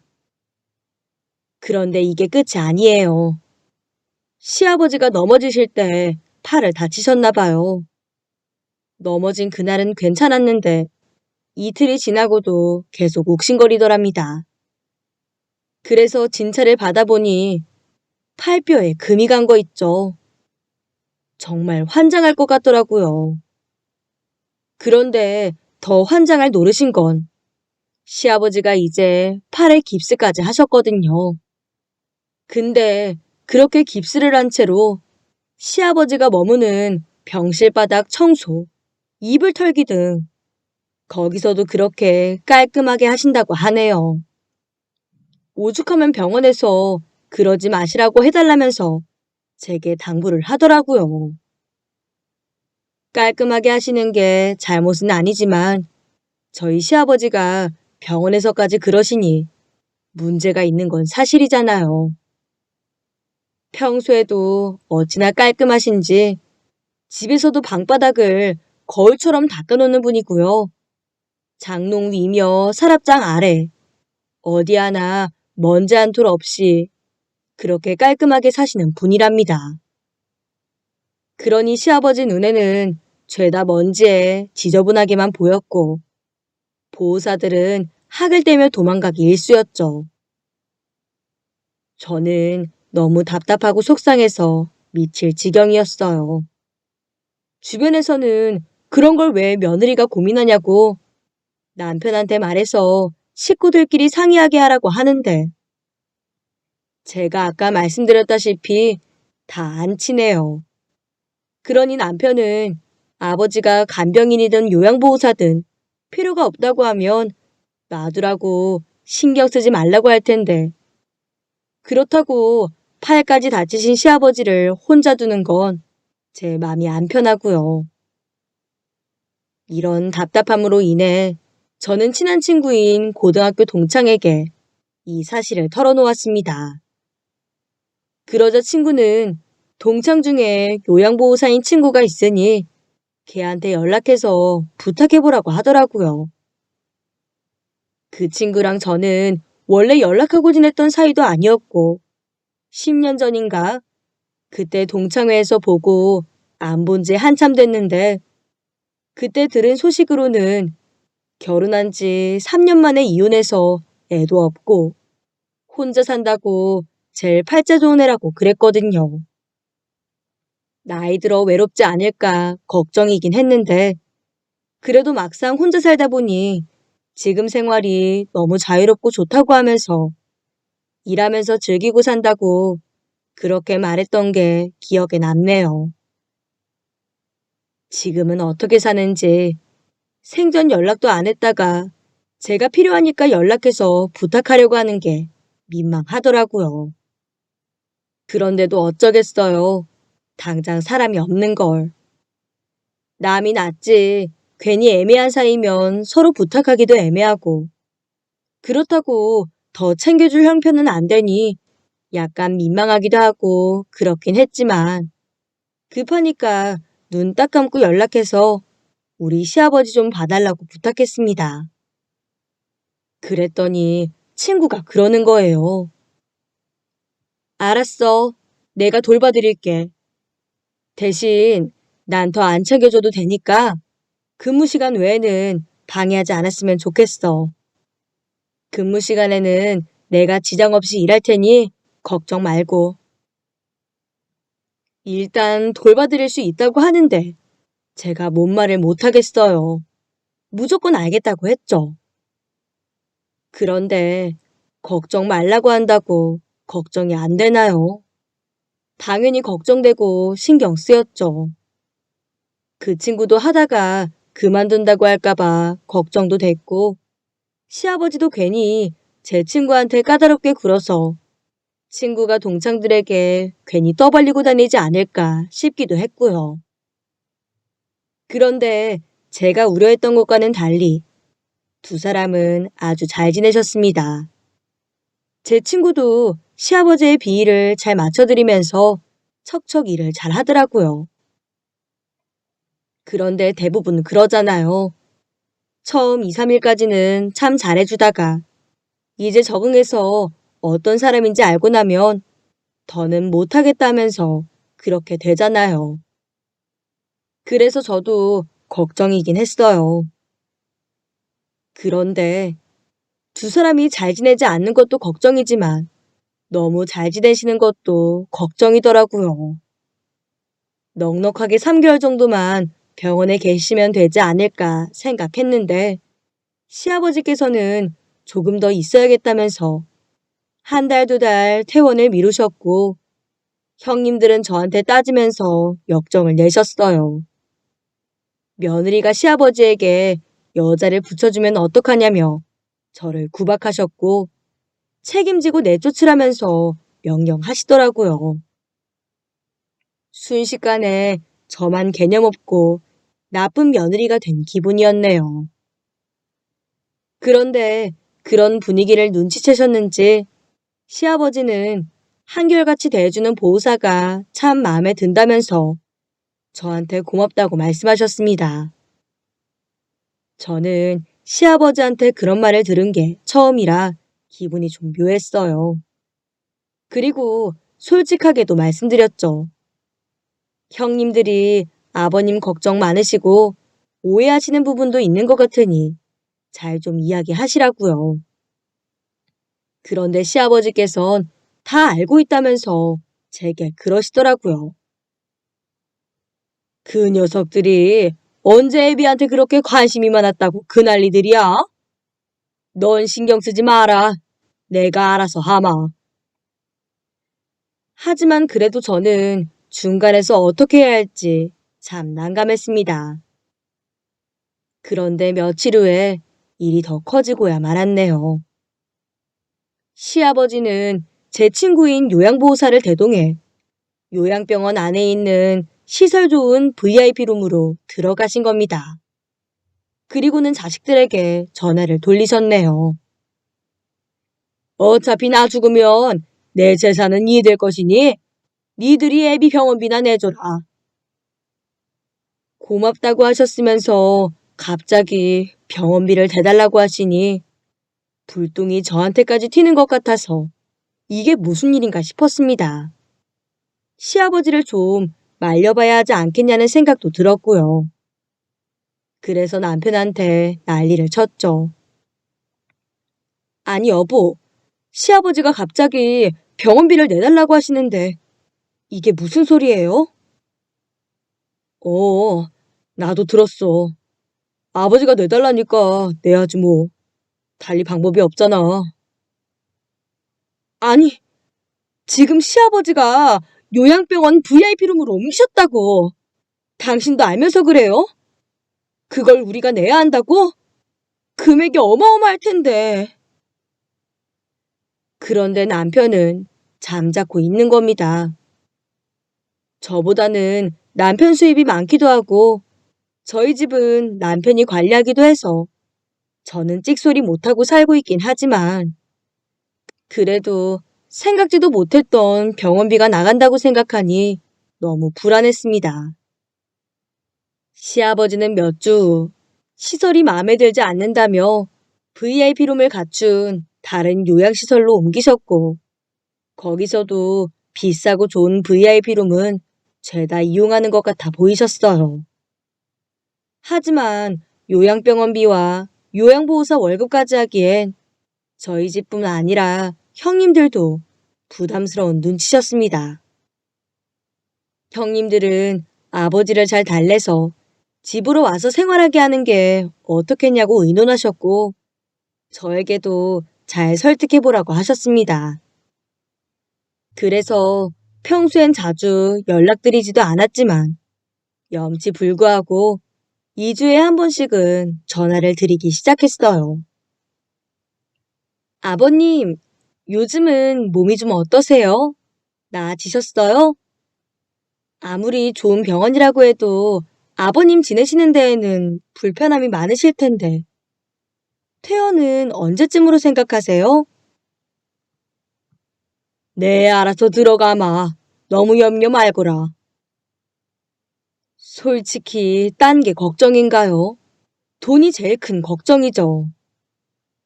약 1년 동안 요양병원 투어를 하며 지낸 시아버지는 그제서야 못 이기는 척 집으로 들어가시겠다고 말씀하셨고, 형님들과 저는 이제야 숨을 돌릴 수 있겠다며 다행이다 싶었습니다. 집으로 들어가는 날, 요양보호사인 제 친구는 휠체어를 이용하고 있는 시아버지를 집까지 모셔다 드렸고, 저는 시아버지를 모셔다 드린 후 당연히 가는 줄로만 알았어요. 그런데 시아버지와 함께 안방으로 들어간 요양보호사이자 제 친구는 휠체어에 앉은 시아버지를 옮길 생각은 않고 방안을 휙 둘러보더니만 시아버지 침대에 벌러덩 들어눕는 것이 아니겠어요. 그 모습을 보고 식구들은 모두 경악했죠. 어머머머머, 세상에, 여기서 뭐 하시는 거예요? 하지만 시아버지는 되려 식구들에게 야단을 치셨습니다. 니들 뭐들 하고 있어?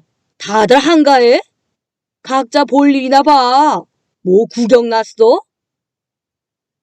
그런데 그게 끝이 아니었습니다. 시아버지는 식구들에게 하는 말투와는 달리 너무나 다정다감한 목소리로 요양보호사인 제 친구에게 이렇게 말씀하시더라고요. 선생님 방은 저쪽으로 하시면 될 것 같으니 한번 가서 보시고 필요한 게 있으시면 알려주시지요. 그 말을 듣고 식구들은 난리가 났습니다. 아니 아버지, 보호사를 집안에 모신다고요? 왜? 니들이 내 집에 뭐 보태준 게 있더냐?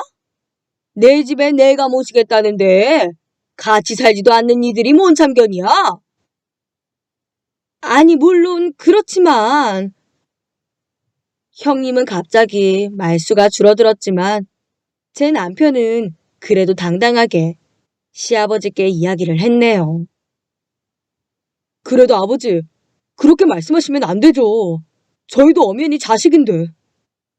보호사를 집안에 들이시는 건 저희의 의견도 중요하다고 생각합니다. 저희랑 미리 상의를 하시던지 하셨어야지. 거참, 귀찮게도 하는구나. 어서 가래도. 저희 시아버지는 요양보호사인 제 친구와 신혼 살림이라도 차릴 양 모든 가구들을 새로 바꾸시고 집을 꾸미기 시작하셨습니다. 보호사의 방도 따로 마련해 줄 뿐 아니라 가구며 집기며 온갖 집안 살림들을 바꾸신 거죠. 식구들이 아무리 반대해도 기어코 고집을 부리시더라고요. 결국 식구들은 요양보호사를 따로 불러 그만두라고 종용했습니다. 보호사님이 저희 아버지를 잘 맞춰주시고 보살펴 주신 걸 감사하게 생각합니다. 하지만 저희 아버지와 이러시는 건 아닌 것 같아요. 그리고 저도 옆에서 거들었어요. 내가 부탁해서 네가 우리 시아버지를 도와드렸던 거니 정말 고마운데 이러는 건 아닌 것 같아.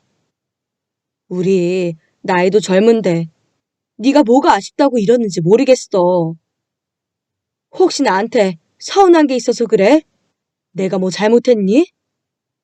일부러 그러는 거면 그러지 마, 응? 하지만 요양보호사인 제 친구는 말을 아끼려는 듯 가만히 보고만 있더라고요. 그러다 저희가 너무 답답해하는 게 안쓰러웠는지 형님과 제 남편에게 이렇게 말했어요. 생각하시는 그런 관계는 아니에요. 그런데 아버님께서 특별히 설명해 주지 않으시는 거라면 그럴 만한 이유가 있지 않을까요? 저는 그분과 약속한 내용이 있기 때문에 따로 제 의견을 말씀드릴 수는 없을 것 같네요. 안타깝지만 도움이 못 되어드리겠어요. 그러면서 자리를 뜨고 시아버지 댁으로 들어가 버렸습니다. 너무나도 황당했죠. 그런데 시아버지께서는 그 사실을 알고 식구들을 불러 훈계를 하시더군요. 니들이 감히 내 허락도 없이 선생님을 만나서 나가라고 말을 했다고? 이런 무례한 것들을 봤나? 시아버지가 너무 크게 노하셔서 저희는 깜짝 놀랐고 다들 시아버지 댁으로 불려가 혼쭐이 나고야 말았습니다. 이제 앞으로는 연락도 하지 말거라. 시아버지는 엄포를 놓으셨고 식구들은 쩔쩔맸습니다. 저는 남편에게 물었죠. 평소에 잘 챙기지도 않던 식구들인데 연락하지 말라는 말에 왜 이렇게 민감하게 반응하냐고요. 그랬더니 건물 때문이랍니다. 건물? 무슨 건물이요? 아버지가 관리하시는 건물 말이야. 그것 때문에 누나들이 다 난리고 그런 거지 뭐. 그 건물이 왜요? 그건 전부터 다른 사람한테 맡기신 거 아니고? 그렇지. 아버지 다치시고 난 후로는 다른 사람한테 부탁한 거지. 근데 그게 이제 와서 무슨 걱정이에요? 무슨 걱정이냐니? 아버지가 보호사와 재혼이라도 해봐. 그럼 그 건물을 보호사도 함께 나눠야 하는 거니 그게 문제잖아. 에이, 퇴직하면 카페라도 하나 차릴까 했는데 말이야. 그럼 그 건물이 시아버지 거라고? 아니, 당신은 여태 그걸 몰랐어? 아니, 말 안 해줬잖아요. 그랬나? 그 건물이 얼만데요? 글쎄, 200억은 넘을걸? 세상에, 저는 정말 꿈에도 몰랐습니다. 시아버지가 200억 건물을 가진 분이라는 걸요. 게다가 더 충격적인 건 그런 건물이 하나 더 있답니다. 저도 이제와 제가 속물인 줄 알게 되었지만 솔직히 그런 줄 알았으면 시아버지께 더 잘했을 것 같다는 생각이 들더라고요. 괜히 아차 싶은 거 있죠. 하지만 어쩌겠어요. 둔하고 눈치 없던 제 잘못인 거죠. 아무튼 시아버지가 연락을 하지 말라 하시니 다들 속 끓기 시작했고 그 덕분인지 형님들 내외와 우리 식구는 여러 가지를 상의하고 고민하느라 만남이 잦아졌습니다. 이렇게까지 서로 연락도 자주 하고 함께 식사도 하러 다니고 그랬던 적이 없는데 형님들도 저처럼 후회하고 반성하고 그러더라고요. 아버지 성격에 여자가 생길 줄은 몰랐다. 그 보호사도 대단한 사람인가 보다 하며 아버지한테 좀 살갑게 대할 걸 괜히 남에게 뺏긴 기분이라면서 아쉬워했지요. 그렇게 반은 아쉬움, 반은 뒷담화로 이야기꽃은 활짝 폈네요. 참 희한했지만 좋더라고요. 형님네는 자식들이 다 컸는데 그래도 자주 만나니까 조카들이 우리 애랑도 잘 놀아주고 제가 무슨 일 생기면 알아서 맡아주고 돌봐주는 덕에 이제야 조금 가족이라는 울타리가 느껴져서 좋았습니다. 그러던 어느 날 연락하지 말라던 시아버지께서 먼저 연락을 주신 거 있죠. 무려 2년이 지나서야 말이죠. 형님 내외야 우리 식구는 연락을 받고 시아버지 댁으로 향했고 시아버지는 식구들에게 종이 하나를 건네셨습니다. 그건 바로 청첩장이었어요. 올 것이 온 거죠. 식구들과 저는 그동안 이런저런 상황을 상상해왔던 터라 놀라지 않았어요. 다만 친구에게는 좀 서운하더라고요. 평소 그렇게 친한 사이는 아니었지만 그래도 제게 먼저 귀뜸이라도 해줄 수 있는 건 아니었을까. 내심 서운한 마음이 들었습니다. 기분이 이상하기도 했고요. 친구를 시어머니로 맞이해야 한다고 생각하니 약간 불편한 마음도 생겼네요.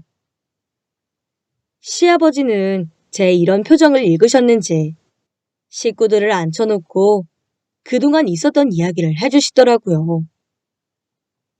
알고 보니 시아버지가 다리를 다치셨을 때 여러 가지 검사를 같이 하셨었대요. 그런데 그때 몸에 뭔가가 있다는 사실을 알게 되었고 조직 검사를 통해 대장암을 앓고 있었다는 사실을 알게 되셨다고 하더라고요. 그 순간에는 삶이 너무나 허무하다고 생각했고 그래서 의미 없이 마지막을 보내려고 했던 차였다고 하셨습니다. 그리고 그 사실을 자식들에게는 절대 말하지 말라고 병원 관계자나 간병인들에게 신신당부를 했다고 하셨다네요.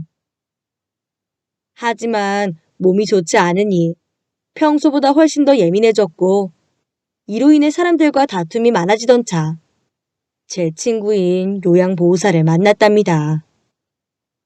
그런데 제 친구는 예전에 암을 앓았던 경험이 있다면서 시아버지를 세심하게 챙겨주었다고 하더라고요. 제 친구도 암을 앓고 모든 것을 포기하고 싶었으나 믿져야 본전 아니겠냐는 생각으로 열심히 관리했었고 그 덕분에 완쾌되었으니 믿고 따라오라고 했다네요. 하지만 시아버지는 암 선고를 받고 여전히 예민하게 굴었고 더 날카롭게 짜증을 내기도 했지만 제 친구인 요양보호사는 시아버지의 시중이며 온갖 짜증을 다 들어주었던 겁니다. 그리고 건강뿐만 아니라 여러 가지 삶에 대한 이야기도 많이 해주었다고 하더라고요. 그 중에 하나가 꿈에 대한 얘기였다고 하네요. 요양보호사인 제 친구는 자신의 꿈인 요양원 원장이 되는 목표를 이루기 위해서 바쁘고 힘든 와중에도 새벽에 혼자 공부를 하는 등 열심히 노력했답니다. 그래서 초반에 일을 시작할 때 근무 시간 외에는 방해하지 말아달라고 했던 거였다네요. 일 끝나고 지쳤을 법도 한데 어둠 속에서도 혼자 묵묵히 공부하는 모습을 지켜보던 시아버지는 제 친구인 요양보호사를 도와주고 싶어 하셨다고 하더군요. 그때까지만 해도 요양보호사인 제 친구와 시아버지의 관계는 보호사와 환자, 그 이상이나 이하의 관계도 아니었다고 합니다. VIP룸으로 옮겼을 때도 마찬가지였고요. 요즘은 워낙 시설이 좋은 곳이 많다고 들었는데 눈으로 보는 것보다는 직접 체험해보는 게 좋지 않겠냐며 시아버지가 먼저 제안을 하셨고 제 친구인 요양보호사는 함께 시설을 이용해보면서 여러 가지 정보들을 얻게 되었고 많이 참고가 되었다고 했습니다. 많은 곳을 둘러본 만큼 비용이 많이 들어 걱정이 되기도 했는데 시아버지가 돈 걱정은 하지 말라고 하셨나 봐요. 그래서 돈이 있는 분이라고 생각은 했지만 재산이 이렇게 많으신 줄은 최근에서야 알게 되었다고 하네요. 그렇게 많은 정보를 얻고 그러는 동안 대학 과정도 마친 제 친구는 이제 요양원 관리자로 취업을 하려고 했대요. 하지만 둘의 사이를 갈라놓으려는 식구들의 횡포에 되려 둘은 가까워지고 진심으로 마음을 나누게 되었던 거죠. 시아버지는 제 친구인 요양보호사 덕분에 생각도 많이 바뀌었을 뿐 아니라 건강도 되찾으셨습니다. 그래서 제 친구를 시모 자리에 앉히고 싶어 했고 친구 역시도 따뜻한 시아버지의 배려에 반해 결혼을 결심하게 되었다고 하더라고요. 그래서 그런지 2년 만에 만난 시아버지의 얼굴은 한결 달라 보였습니다. 원래 엄청 마른 편이셨는데 건강을 되찾게 되셔서 그런지 살도 좀 오르시고 성격도 온화해진 것 같더라고요. 그렇게 두 사람은 결혼식을 올렸네요.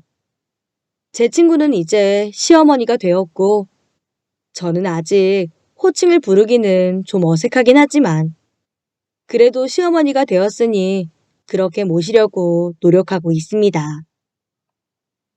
더 놀라운 건 결혼식을 올린 그 다음이었어요. 시아버지는 가지고 계시던 건물을 처분하셨다고 하셨습니다. 그 말을 듣고 저는 딱 생각했죠. 그래, 내 주자에 무슨 건물주냐. 잠시나마 기대했었는데 그 꿈이 와르르 무너지는 것 같더라고요. 당연히 형님들도 그 말을 듣고 얼굴에 그늘이 지기 시작했어요. 다들 저와 똑같은 생각이신 것 같았지요. 그런데 더 충격적인 건 이게 끝이 아니었습니다. 시아버지는 차를 타고 자리를 옮기자고 했고 병원같이 생긴 새 건물 앞에 차를 세우라고 하시더라고요. 여기가 어디고 이게 무슨 상황인가 싶었네요. 시아버지가 완쾌하셨다더니 다시 병원을 들어가시는 건가? 이런 생각도 들어서 걱정도 되더라고요. 그런데 차에서 내린 시아버지에게 그곳의 경비 아저씨처럼 보이는 사람이 다가와 인사를 꾸벅하는 게 아니겠습니까? 아니나 다를까 시아버지는 새 시어머니에게 요양원을 차려주신 거였습니다. 그걸 눈치챈 식구들 얼굴이 사색이 되었지요. 시아버지는 이렇게 말씀하셨어요. 아직 오픈은 안 했다. 다음 주나 다다음 주에 개원식을 할 예정인데 혹시 니들 뭐 하고 싶은 계획이 있느냐? 네? 그게 무슨... 막내, 너 카페인가 뭔가 그거 하고 싶다고 하지 않았어? 둘째는 편의점인가 뭔가 그런 거 할 거면 하고 첫째는 빵집을 하던지 뭐라든지 그건 니들이 알아서 정해라. 둘러보고 네 새엄이나 나한테 알려주거라. 그 말을 들은 식구들은 갑작스러운 시아버지의 말에 당황했습니다. 이게 다 어떻게 된 일인가 싶었지요. 일단 멍하더라고요. 그때 제 남편이 시아버지에게 이렇게 물어봤어요. 아버지, 이 동네에 집 구하고 그러려면 당장은 못 들어갈 텐데 비워두기도 애매하지 않을까요? 괜히 하시는 말씀이라면 거두세요. 저희 다 괜한 기대 생기게 하지 마시고요. 아이고, 그 얘기를 안 했구나. 요양원 옆에 기숙사도 지어놨어. 여기 이제 직원들이 생활할 공간이 있어야 하지 않겠냐? 옆에 작은 공원 있지? 그거 지나가면 거기가 기숙사다. 식구들 생활하기 좁지 않을 게야. 우리도 이쪽으로 옮겨 살 거니까 불편하지 않게 지어놨다. 그러자 형님이 깜짝 놀라서 물으셨지요. 세상에나, 아버지, 이런 걸 또 언제 준비하셨대요? 그동안 이거 짓느라고 아주 바빴다. 내가 이런 거 하겠다고 하면 니들이 또 반기를 들 테고 내가 일일이 보고해야 할 텐데 그럴 필요가 뭐 있겠냐? 가게 임대료든 월세든 뭐든 안 받을 테니까 살 거면 살고 말 거면 말고 니들이 알아서 하거라. 시아버지 말에 식구들은 기숙사 건물로 향했습니다.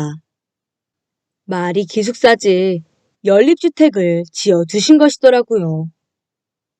요양원도 새 건물, 연립주택도 새 집이다 보니 솔직히 마다할 이유가 없었습니다.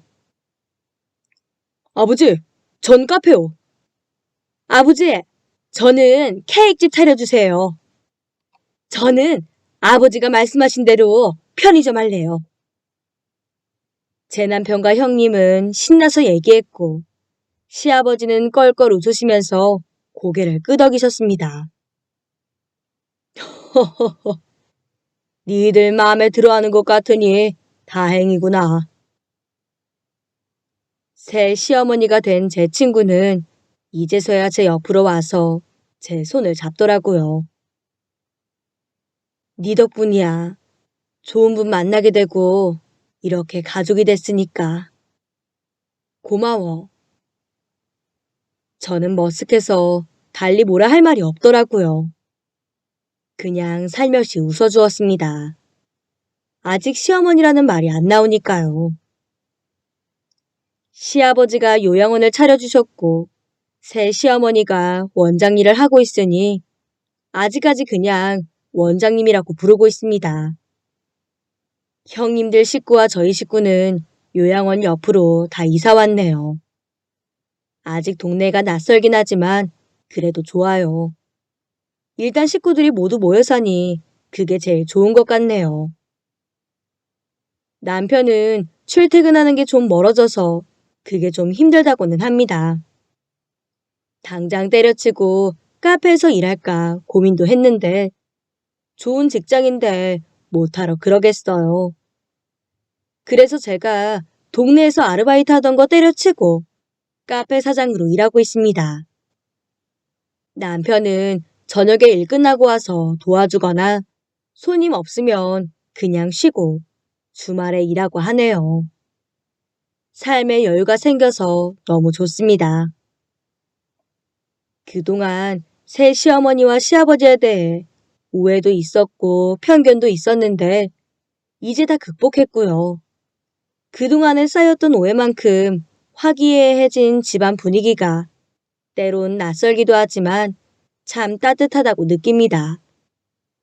이제야 좀 가족 같고 살기 좋네요.